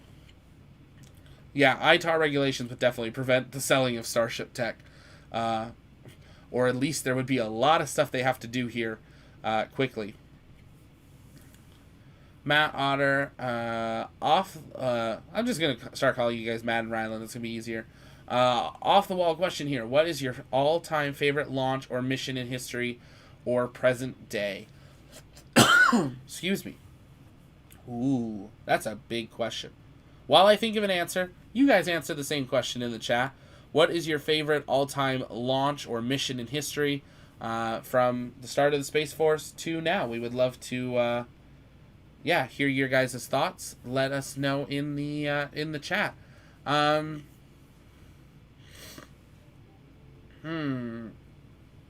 The first Falcon Heavy was iconic. It's one of the reasons I got a Falcon Heavy. I think that's a hard to beat one. If you were thinking current era, I think once Starship launches, that'll be a favorite. I kind of have segments. Like, it depends. Like, you know, I didn't watch the Apollo era, and I didn't see the first kind of third of the shuttle. I watched most of the shuttle most of my life since I was like 3. So I did get to watch quite a, you know, over 12 years or so of the shuttle, 13 years. Never got to see one in person, though. That last shuttle mission, I think, was really special, just knowing it was the last one. Yeah, I wouldn't say I necessarily have, like, a favorite. Like, there's ones that I enjoy rewatching, like that last shuttle, the Falcon Heavy. But I think space, it's just so frequent now. There's so many missions happening. Obviously, like, Bob and Doug was a huge one to watch. That was the first time in my lifetime that I watched a new craft become certified. And I think that was a really neat thing to watch. So, yeah. Alex, good morning from East Texas. Good to see you. Thanks for being here. MB, you have a pretty informative YouTube channel. Subscribe. Thanks so much, MB. I appreciate that. We try to cover everything space. If there's ever something that you guys see breaking news or you guys have a question, you can send that to us on Twitter at @TLPN_official or in our Discord. In the Discord at the very top of the screen, we have 2 buttons. Send in a question, which you can do so here, or send in a news tip, which you can do so here. And we'll be able to answer those for you guys and try to get those to come because there's so much happening, it's hard to keep track of all of it. And we want to make sure that we're answering them for you all as fast as we can. Mine was Apollo 14, January 1971. I wasn't alive, but my dad was at the launch, and he would always talk about it. But he didn't bring a camera. Yeah, that's cool. Starship 1's, absolutely. Crew 1, because it was the first launch I was at Kennedy for. That's awesome, Marcus. Yeah. Most impactful Challenger disaster, not a favorite. Absolutely. I wasn't alive for Challenger. Columbia, I was watching quite closely. Yeah, those ones obviously are most impactful watching them, and you know, we hope we never see that happen again. But definitely something that we have to watch. That's part of space. Space is not easy. Though SpaceX makes space easy, it is not easy. First Falcon Heavy, 2 simultaneous rocket landings brought the phenomenon firmly into sci-fi territory. Yeah, imagine if they had got the third one. Could you imagine if that first attempt they did, they landed the 2 boosters simultaneously, and then like 30 seconds later they landed the center core? I mean, the press already went nuts. I can't imagine what they would have done at this point. So we'll keep an eye and see what occurs there.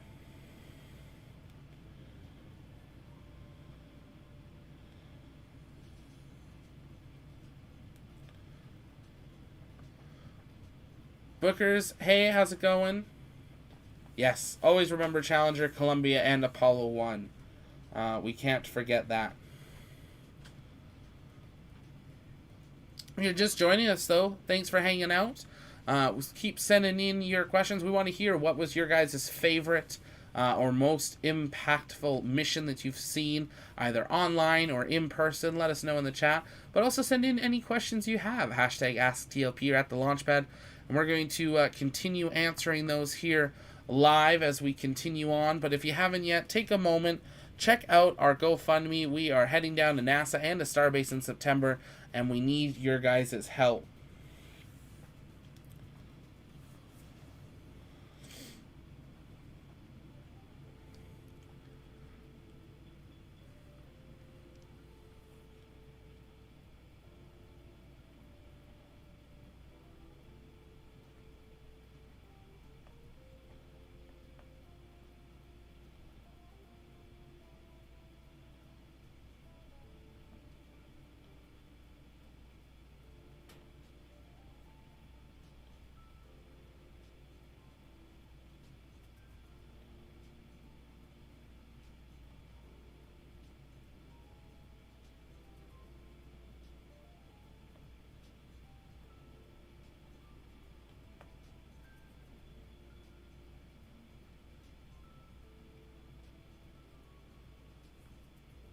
Is there a launch day yet? Not yet, Rutman. Not yet.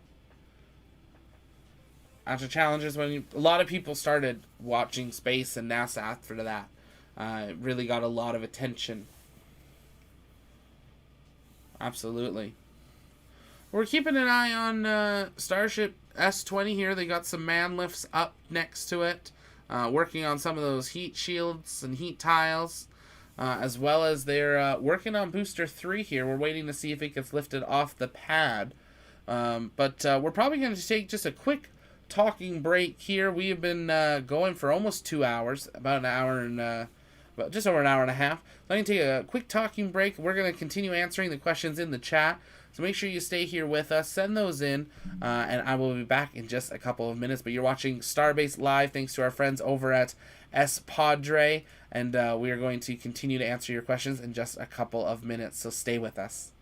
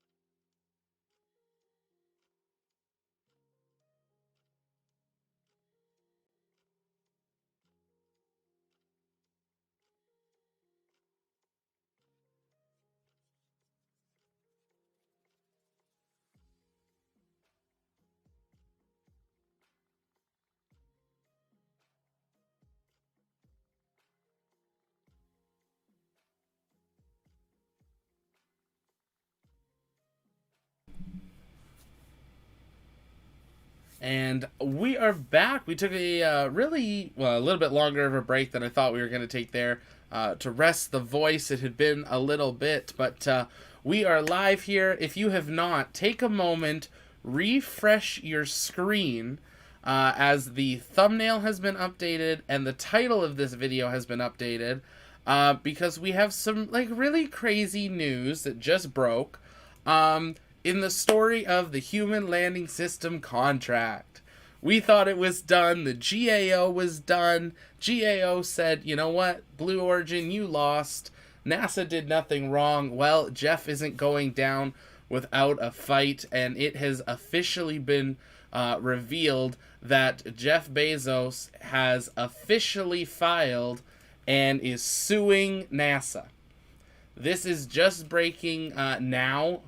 Within the last hour, but our good old friend Jeff Bezos is now trying to sue NASA over the Human Landing System contract.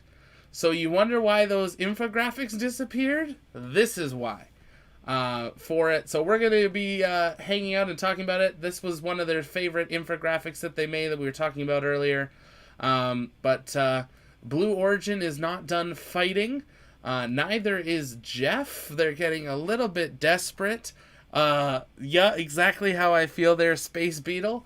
We normally are hanging out answering questions about Starbase, but we couldn't stop. Of course, I'm going to do a news update about this a little later on once we get some more information here. But Jeff Bezos' company, Blue Origin, has escalated its fight against NASA's moon program and the decision of the Human Landing System contract to federal court. The official complaint escalates this month-long crusade by the company to win a chunk of the lunar lander funds. And the company's lawsuit comes just a couple weeks after they were squashed by the federal watchdog agency and stuff. But yeah, it is another issue.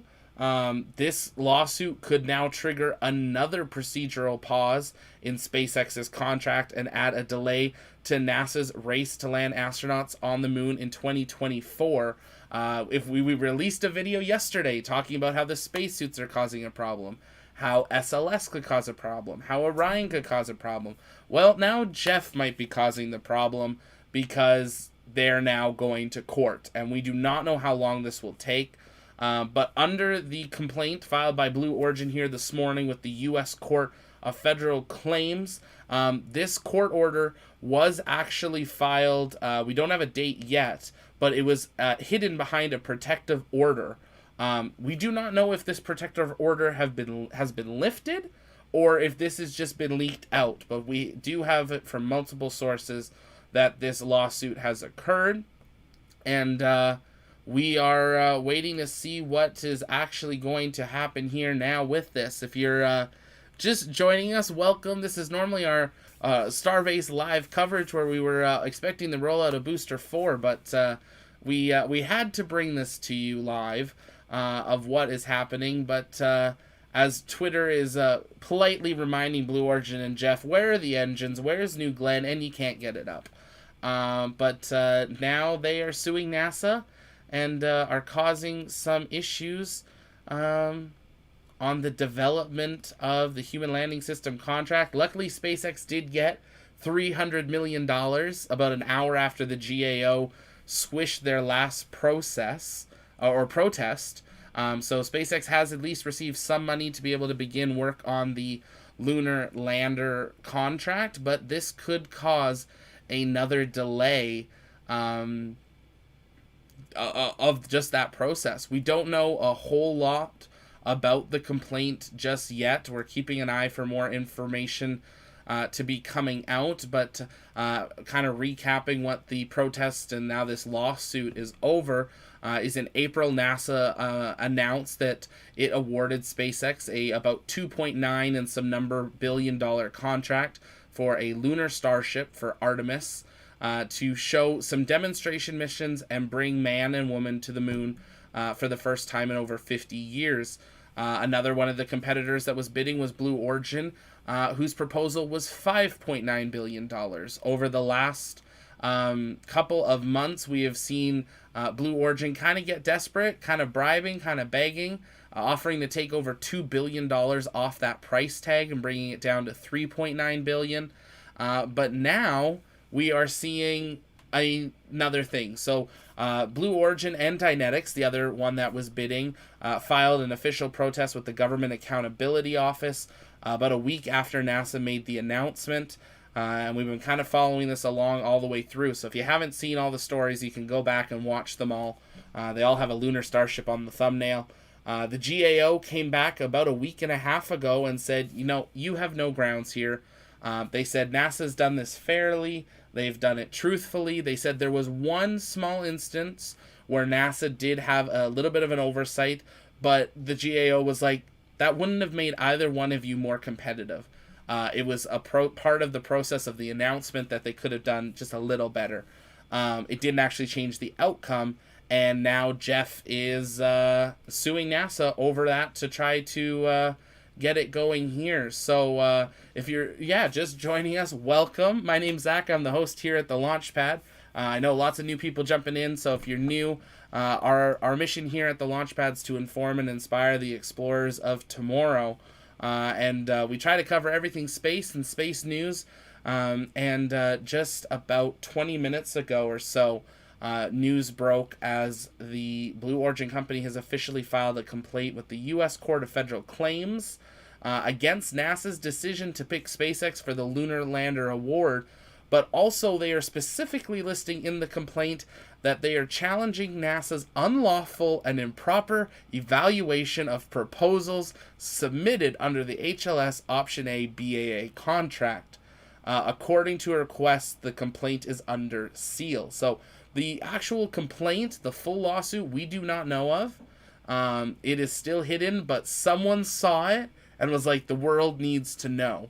And they leaked it. So whoever that was, thank you.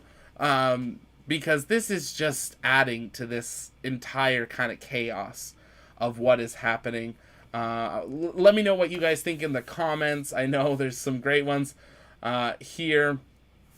The reality is they're trying to prevent any kind of progress in deep space exploration. Sure seems like it. Wasn't this the other week? No, they won that. That one didn't happen. The GAO denied that protest. That was a protest. This is now actually a lawsuit. This is going to now have to go to court. And this is going to get messy. I'm expecting probably a statement from NASA sometime this week, at least addressing that they are aware of it. But they're not going to say anything as this is going to be going through the courts. We're literally talking $3 billion here. We're not talking a couple $1 million contract. This is actually a big chunk of change, a large percentage of NASA's budget. Robert, tell Jeff we can talk to you. We can talk to you about it when you deliver the B4 engines for Vulcan. Could you imagine being Tory Bruno in this case, where, Jeff is suing NASA over this contract, and you're like, hello, where are my engines? I need my engines. They probably should just look at another option at this point. What is the lawsuits? That's what it is there. Have Blue Origin sent anything into space? Suborbital space? They sent Jeff. Honestly, before this, I was actually rooting for Blue Origin, but now, not anymore. Interesting. I think SpaceX should offer to fly the National Lander on a Starship for $2 billion. That'd be funny. Last week infographics, today a lawsuit. Absolutely crazy. Watch for a tweet from Elon. Should be a great one. Yeah, we're keeping an eye on that. I expect there to be some sort of incredible tweet from Elon Musk of just like, really? Like, I'm sure he's upset because they finally got to start working on the Lunar Starship, finally got paid, and it's continuing. But it's absolutely kind of crazy that this is being triggered now by Jeff Bezos. So let me know what you guys think in the comments. We would love to hear from you guys there.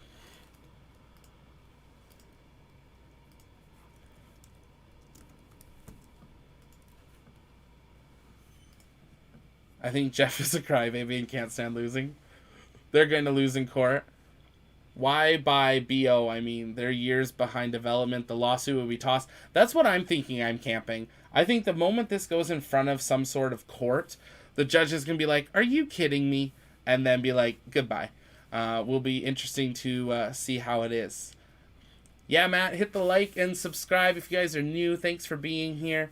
It's absolutely fantastic you're all here, and we want to answer your questions. So you can keep sending in those questions. You can send those in. It doesn't have to be just about Jeff Bezos, but we wanted to bring this up, and of course we're hoping to hear some more information as things get leaked out for it. We are hearing now that Blue Origin alerted the court last week of the impending lawsuit and requested the judge order a pause to SpaceX's contract while the case is adjudicated, according to a person familiar with the source.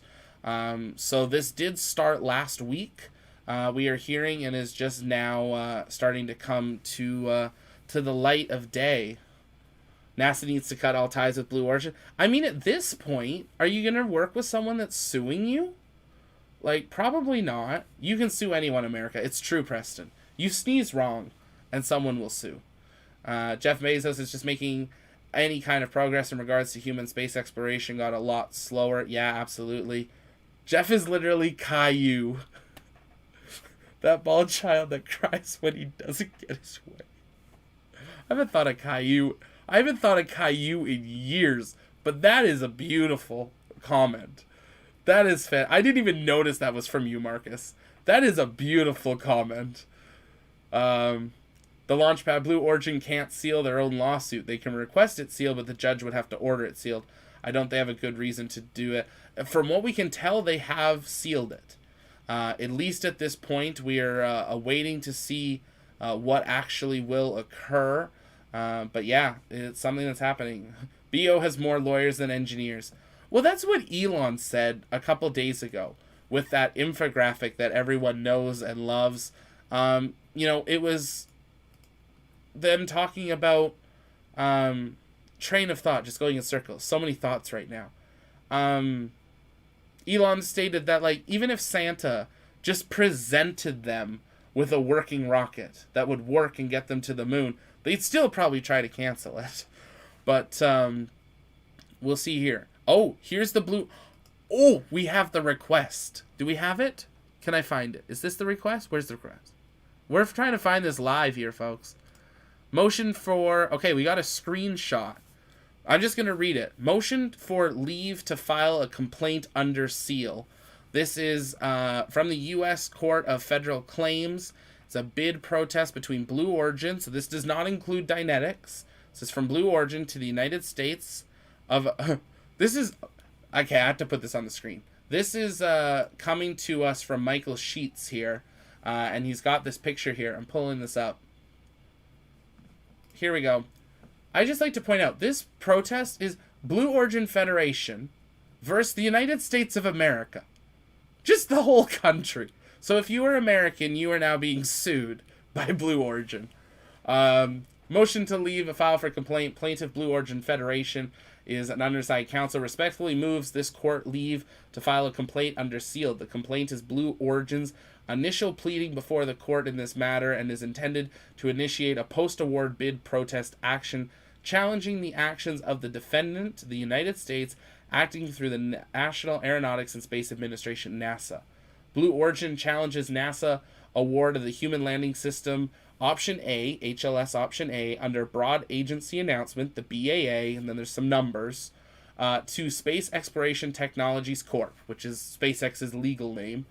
Blue Origin also challenges its non-selection for the award of an HLS Option A contract. More specifically, this bid protest challenges NASA's unlawful and improper evaluation of proposals submitted under the HLS Option A BAA. The HLS Option A BAA was for a demonstration mission for human landing systems for lunar exploration. NASA selected SpaceX for the HLS Option A award on April 16th, 2021. So that is just coming out here in the last little bit from Michael Sheets, but that is literally a picture with the case number of the protest that has been filed. So it's happening. It's definitely real. We are waiting to see if we can get actually the whole document, which at this point is just bound to at some point get released. There's enough of it that's being kind of leaked out that they're going to have to address it. We definitely are expecting Elon to tweet something here in the next little bit. So let me know what you guys think in the comments. We're keeping an eye out for a tweet from Elon, as that is, I'm sure, bound to happen here in the next little bit. Let's try to catch up on some comments. For a company that has been around longer than space and still have nothing to show for it. Come on, Jeff, grow up and stop being a spoiled brat. Yeah, you guys are amazing. Love these. Breaking: Blue Origin sues Roscosmos for slander on not developing engines. You can see that happening. The sue is not fair, but SpaceX is going to gain this fight. Absolutely. SpaceX will win this. SpaceX isn't even part of it. SpaceX is just like, we won the contract. Now you're suing NASA over that. Okay, we're not involved. It's really between Blue Origin and NASA. SpaceX just gets to sit there and unfortunately probably not get any more checks until this is done. Bezos is throwing around billions of dollars and it's easy to buy government officials. That is true. Do other members of the national team, Lockheed Martin, Northrop Grumman, support this? That's a really great question there, Strategic. We haven't heard anything. This is a suit from Blue Origin. I would assume, as a person that has studied business, I would hope that they would have discussed this with their partners in this contract, or they would make it clear that this is Blue Origin suing and not these other companies, because you're talking other major partners and corporate people, corporate entities in the space industry.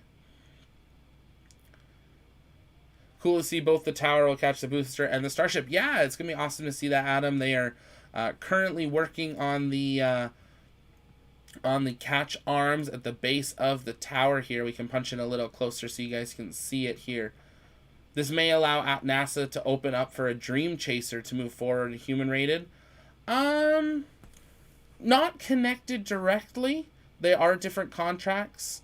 But, you know, could it open a conversation? Maybe. But they're pretty indirected. Did Elon tweet about launch schedule? I deleted Twitter. He has tweeted that they should be ready in the next couple of weeks.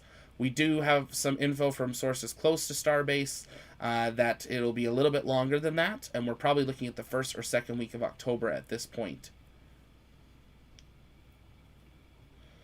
He should be losing by now. Why is he taking it personal? Do what Dynetics did. I really appreciated Dynetics' response to the GAO protest results. The GAO came out and said, no, we're not even going to, no. Dynetics said, we disagree, but okay. We're going to look at the future, and they moved on. We haven't heard a thing from Dynetics since, and now they're looking at future contracts, and they will apply and bid for those in the future. Move on. Like, this is business. I bet Bezos is bribing Biden to force the FAA to deny we'll see what happens. I hope not. NASA, sue me once, shame on me. Sue me twice, the contract is gone. We'll see what happens. Just eliminate. No, we don't want to see that. No. We want people safe. Yes, Biden is giving a $10,000 tax credit to crappy hybrids, not the electric vehicles. It's fair. Sounds like it did not include Blue Origin's other national team partners. I doubt they would want to work with BO in the future. Yeah, based on that response, I definitely think that we'll see something here. Okay, we have a little bit more info here. Michael Sheets just keeps dropping Timbits. I want to know who the source is. Blue Origin's statement on the lawsuit. This is a quote. We firmly believe that the issues identified in the procurement and its outcomes must be addressed to restore fairness, create competition, and ensure a safe return to the moon for America. They said that during the GAO protests. We saw how well that went for them. Yeah, they're going to keep trying. But we'll see if we get any other sort of responses. But yeah, right now that's the statement there from them at this point. So we're waiting to see if Elon makes a response or if anyone else does as well. I feel like the whole space community is waking up being like, wait, what? See what happens. What does Blue Origin have to show for their, I mean, like at Workshop? Just keep working.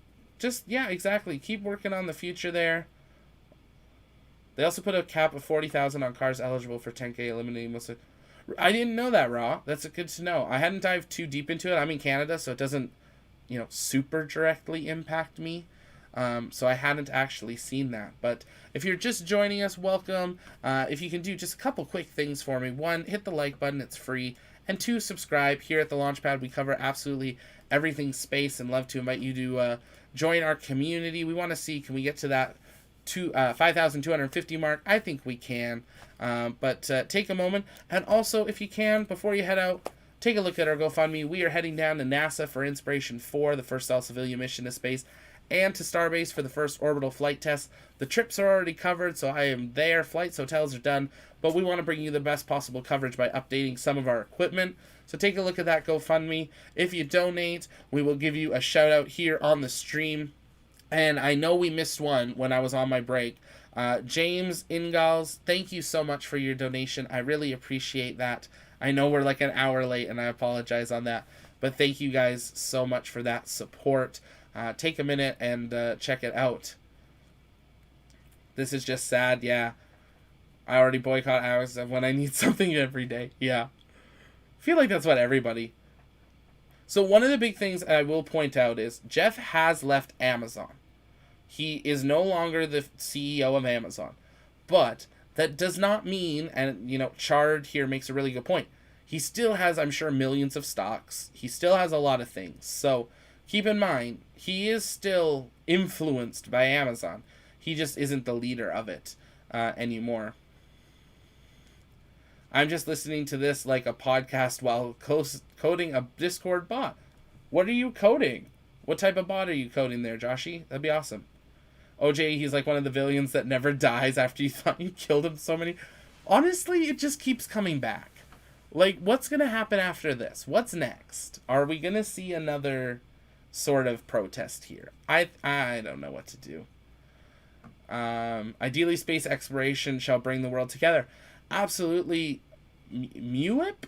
I'm sorry if I'm saying that wrong. I mean, that's part of our mission at the Launchpad. We believe space is better together.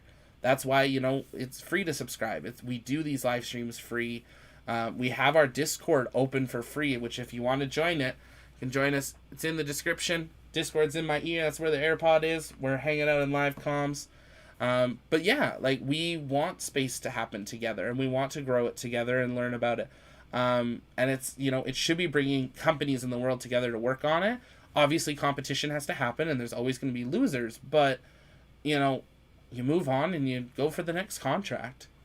What's going on with Starliner? Will it ever fly? Great question, Adam. Right now, we did an update on that a couple days ago. If you go back on the channel, we go a little bit deeper into what happened.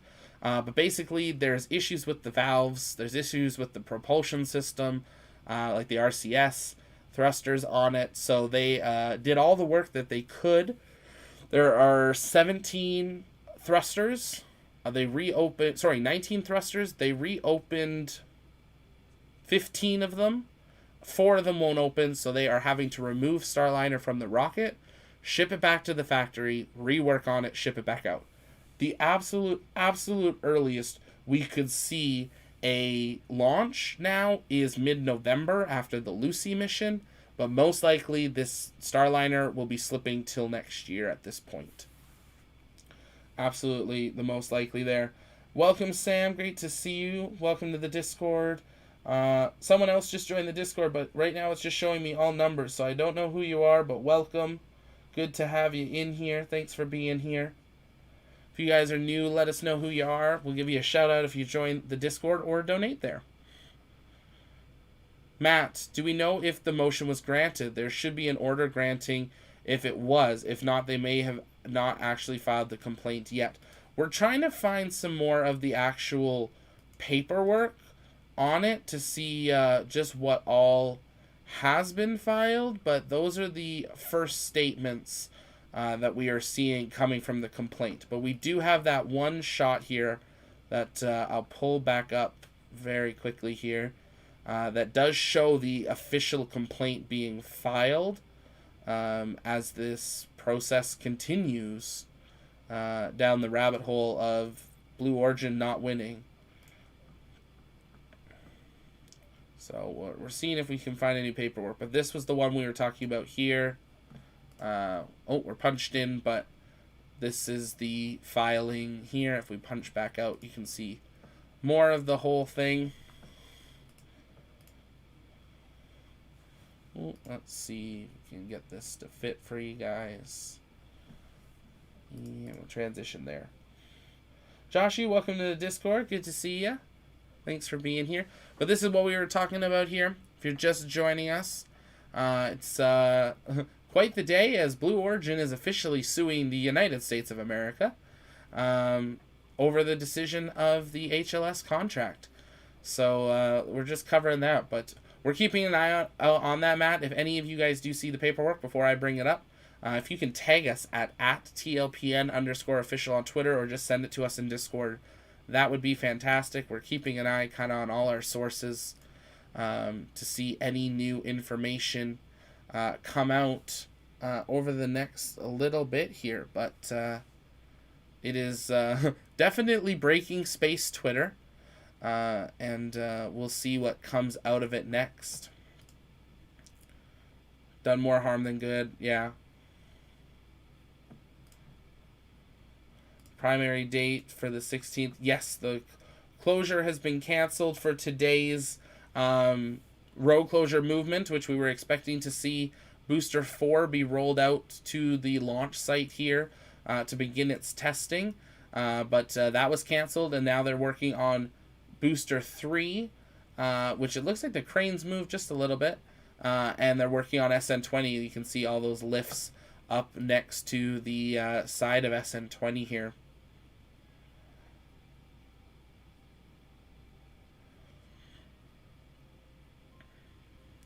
Just catching up on all your comments. NASA should give Jeff a contract for $1. That'd be funny. Hello from Argentina. Good to see you. Welcome. Thanks for being here. Glad to have you guys here joining us today. If you're new, don't forget to engage that subscribe button and let us know where you are watching from. Love to give you a shout out depending where you're from and go from there. Has the power of the lobby. He is very influential in the government there. Dave, welcome to the Discord. Thanks for being here. I saw it. Talking about the moon seems to be that Russia wants to go back to the moon too. Absolutely. Russia and China are both working on going to the moon for it. Sorry, train of thought. It's Discord's talking. Yeah, Artemis 3 wasn't supposed to take place till 2028, which we broke yesterday in our announcement about the suit audit. We found out that there's some other delays happening to Artemis. But yeah, Artemis wasn't supposed to be till 2028 with the return to the moon. It got moved up 4 years in 2019, which is, I think, when NASA probably got wind of China and Russia working on going to the moon in 2025 or 6. So they moved up the timeline, and that is why we are seeing kind of this now literally a race to the moon, and then it'll go beyond. So I definitely think that's a part of it, and hopefully this doesn't delay it too much at this point.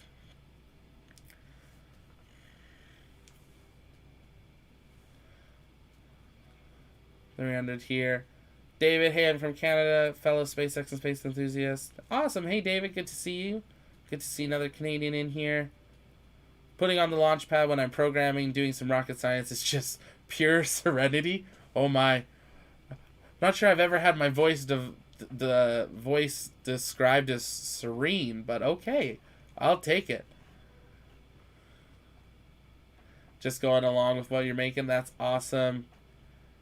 SpaceX lobby too, but they're putting spaceships in the air and cheaper than anyone else. Absolutely. SpaceX focuses on it. David, new here, welcome. Wasn't ULA cheaper than SpaceX? For which, Preston? For... I'm not too sure which one you were talking about. Have a great night, Matt and Rylan. We will see you guys next time. Thanks for being on here. And Matt, keep an eye out. I mean to message you on that private message, so I'll try to remember to do that today or tomorrow, your time. Carnival rides, expensive, very interesting. Send a teddy bear and a towel. Colin, where's my neck? It's right here. This is my beautiful neck. It's right there. Enjoy it. Those BO lawyers are making a small fortune. It's a great time to be a lawyer at Blue Origin. Lots of things there. Might have a better chance piling up all the lawyers than walking to space. Oh, Daniel, hello from Puerto Rico. Good to see you. Welcome.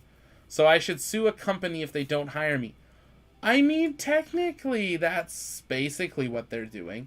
Keep in mind, that protest says the United States of America. So they're suing everybody. That's basically what I'm taking from that, is they're suing everybody. We're keeping an eye out to see if there's any information, but this litigation will definitely slow down Artemis, unfortunately. Lucky enough, SpaceX doesn't care. SpaceX is working on Starship not just for NASA, so Starship will still develop and iterate and stuff. It's just like the GAO protests delayed them getting any of the funds for 100 days. This is going to delay it again, and NASA's just going to have to use their internal funds, which they've got billions, and keep developing. We just might not see that beautiful white lunar Starship, out on the pad anytime super soon. So we'll see what happens. I'm ready to see a colony on the moon. I am too, Alexander. Absolutely. Or sorry, Russell. Close. Absolutely, Russell. Excited to see that. Louise, thanks for news. Watching from North Carolina. Took home TV to college. Every Gemini and early Apollo. That's so cool, Louise. That's awesome. Thanks for being here. But, yeah, if you guys haven't yet, take a moment, engage that subscribe button, and check out our GoFundMe if you're able to. It'd be a great help upgrading some of our equipment to bring you the best possible live views from Starbase and Kennedy and other launch sites as well. We have lots of plans for the future and hope to bring you along with us. So subscribing, you'll never miss another live launch update or space news as it happens. And if something breaks while we're live, we're going to pivot and turn it into a live new broadcast and cover it. But at this point, that's what we're going to do here. If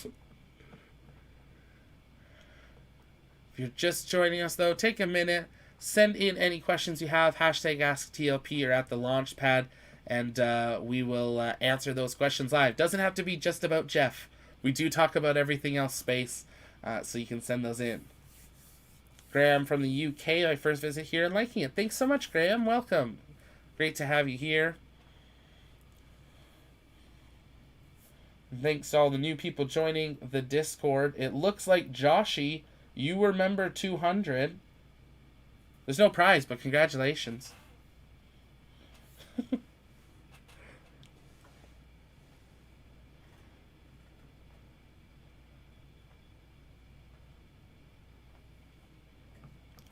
James, hello from Switzerland. Eager to see humanity return to the moon and then on to Mars. Yeah, absolutely. Yeah, take a moment, join the Discord. It's free, but if you join our Patreon or become a YouTube member, starting in our very first tier, which is $1.99, you get access to behind the scenes when we're live editing news updates, prepping for interviews, a whole bunch of stuff. So take it out. But yeah, Joshy, you were.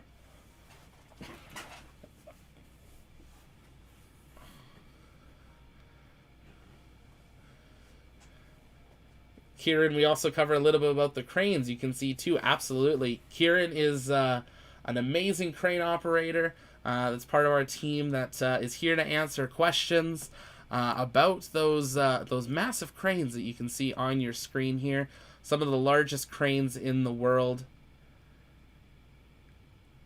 Hightex, I think is your name. We are talking about Starbase and just what's happening. But also covering the breaking news that Jeff is suing NASA. So just talking about the little bit of information that we know about it. Everyone is awaiting some sort of probably beautiful tweet from Elon. I mean, when he won the GAO contest, he just put out GAO Flex with the Flex emoji. So we'll be interested to see what happens.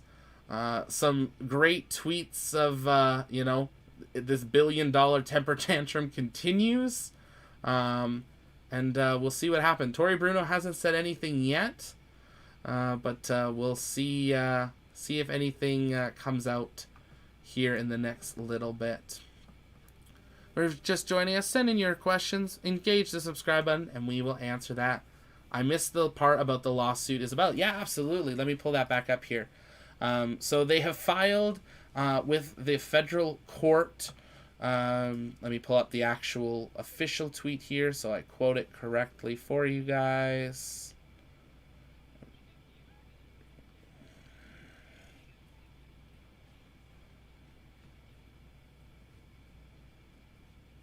Let's pull up it here. Just give me one brief second.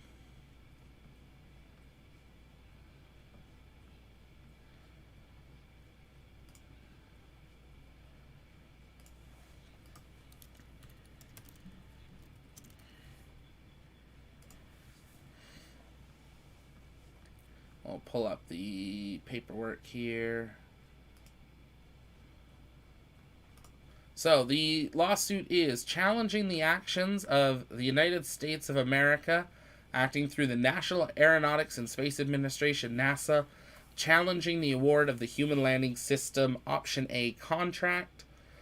They are also challenging the bid protest that NASA was unlawful and used improper evaluations of proposals under the HLS Option A contract. So that's what it is.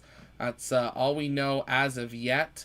We can pull this back up on our screen here for you guys for a minute, but this is an official document as part of the lawsuit that is occurring. Spaceman, welcome to Discord. Great to have you. Who is Jeff suing? He is suing the United States of America. I just want to, he can sue who he wants. But can you imagine being like a kid and you're dreaming, what am I going to do when I grow up? And you're like, I'm going to sue someone. And then you're like, who should I sue? Should I sue my parents, my teacher, maybe a boss I did? No, let's go bigger. We're going to sue the entire country. Obviously, they're suing just the NASA portion of it. That gets a little bit more in the details here. But, joking aside, that's a pretty funny screenshot of Blue Origin sues the entire country. But this happens a lot. You see a lot of companies suing over things in the States and not being happy about it. But Bezos equals Karen. Oh my, that's funny. But we will see what is occurring. Louise, absolutely love it. Love Elon and SpaceX team for doing for mankind. Awesome. Thank you for subscribing and having that bell on. I appreciate that. But yeah, I absolutely agree, Louise. I love that Elon and SpaceX's vision is pushing things forward and looking at the future. SpaceX has lost contracts. They have. Few. They win most of them. But that is. So Bezos is crying about SpaceX getting the contract. Yes, this is all about SpaceX getting that HLS contract again. If you haven't been around the channel for a bit, we've probably about 5 videos where we've tried to break down each major step along this HLS process. I was on the call with NASA when they announced it. I was part of that teleconference. We were actually live for that. If you wanted to go back and take a look at it and actually ask the acting administrator a question on that day, which was a very special day to be part of that announcement. Was not expecting it. But yeah, this is something that they are, still fighting over. This really all started in April. So this has been a multi-month journey of getting things together and going from there.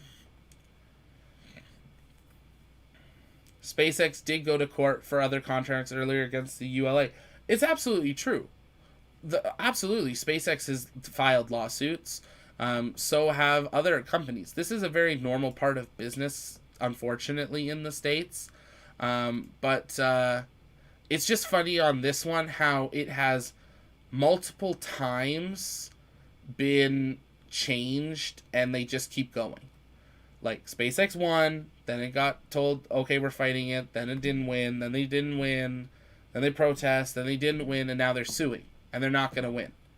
And they're just causing delays, which I think quite interesting to it, because it's like, it's not going to change what's actually occurring.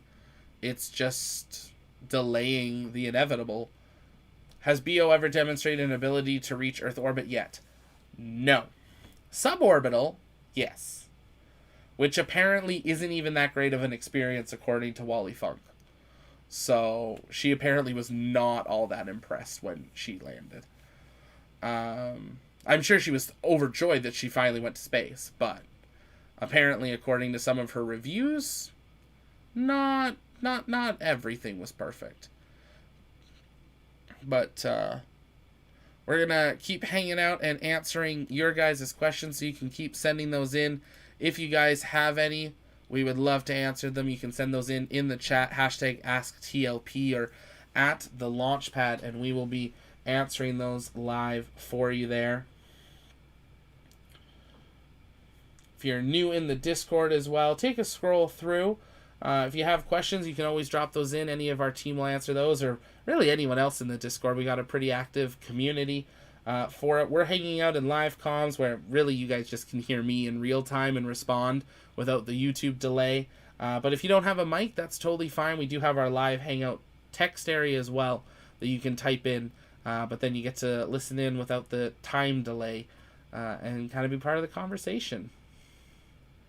Musk is working. Bezos is, yep. For HLS, did they need a new orbital vehicle? Yes, so for the HLS lunar lander, it's on the right there. That's Lunar Starship version 1. Now, there is a second variation that has been developed, but definitely something that they're working on. But it is a totally new rocket. The lunar lander that SpaceX has developed cannot be, it's a Starship, so it's new. The one that they developed for Blue Origin's thing, yes, it could be launched on 3 or 4 different rockets. It had some flexibility, but it was obviously going to be launched mainly on SLS, or on, I believe Vulcan was an option, New Glenn was an option, and I think there was one other one that was an option as well. So there was definitely some different options there. But the story of Jeff Bezos and the HLS contract continues. I feel like this is going to be a really funny movie in 10 years that someone's going to buy the rights to and just be like, yeah, let's make a funny movie.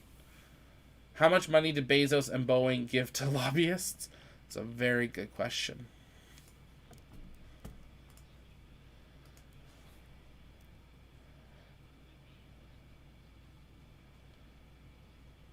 Okay. Awesome. Yeah, the cargo SLS could take it up. Because it was Vulcan, New Glenn, and SLS in cargo. But it would, like, just be able to launch it. I believe. Like, size-wise. Falcon Heavy, I do not believe was an option. Not listed, at least. Wouldn't that be funny? That'd be hilarious. Blue Origin fights all this. They're not going to win, but they win. They get the contract. They build their lander. How do they get it to space? Using a SpaceX Falcon Heavy? I think that'd be great. The National Lander could be launched on a single launch of an SLS Block 1B, otherwise 3 separate... Correct, yeah. Didn't get to see the Alpaca. Yeah, SLS needs a Block 2. We'll see if SLS gets that far.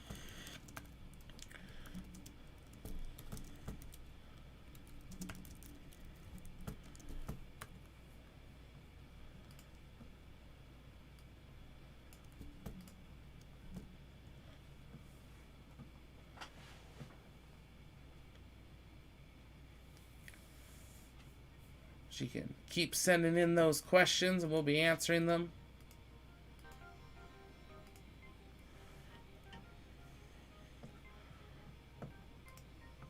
Typical day in the space industry. We thought we were wrapping up, and then boom, news story. Nothing from Elon yet. He's probably thinking of what to tweet. Or maybe he's not allowed to tweet, because it is a lawsuit. You know, it's a little bit different than just poking some fun. Investing more money for rapidly launching a $2 billion vehicle is not that cost effective. Correct, I would say. I mean, once Starship actually works, their goal is to get it down to 2 million, which would be absolutely amazing.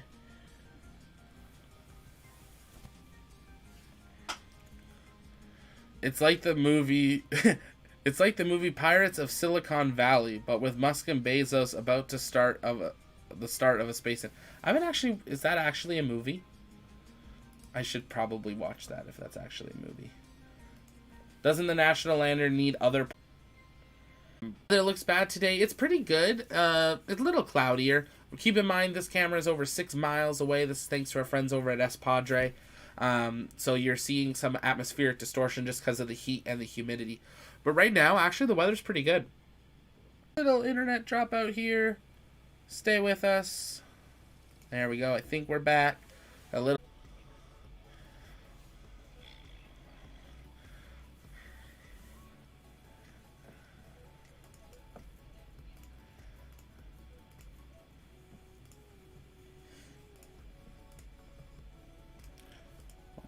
we're keeping an eye on anything from here from Elon.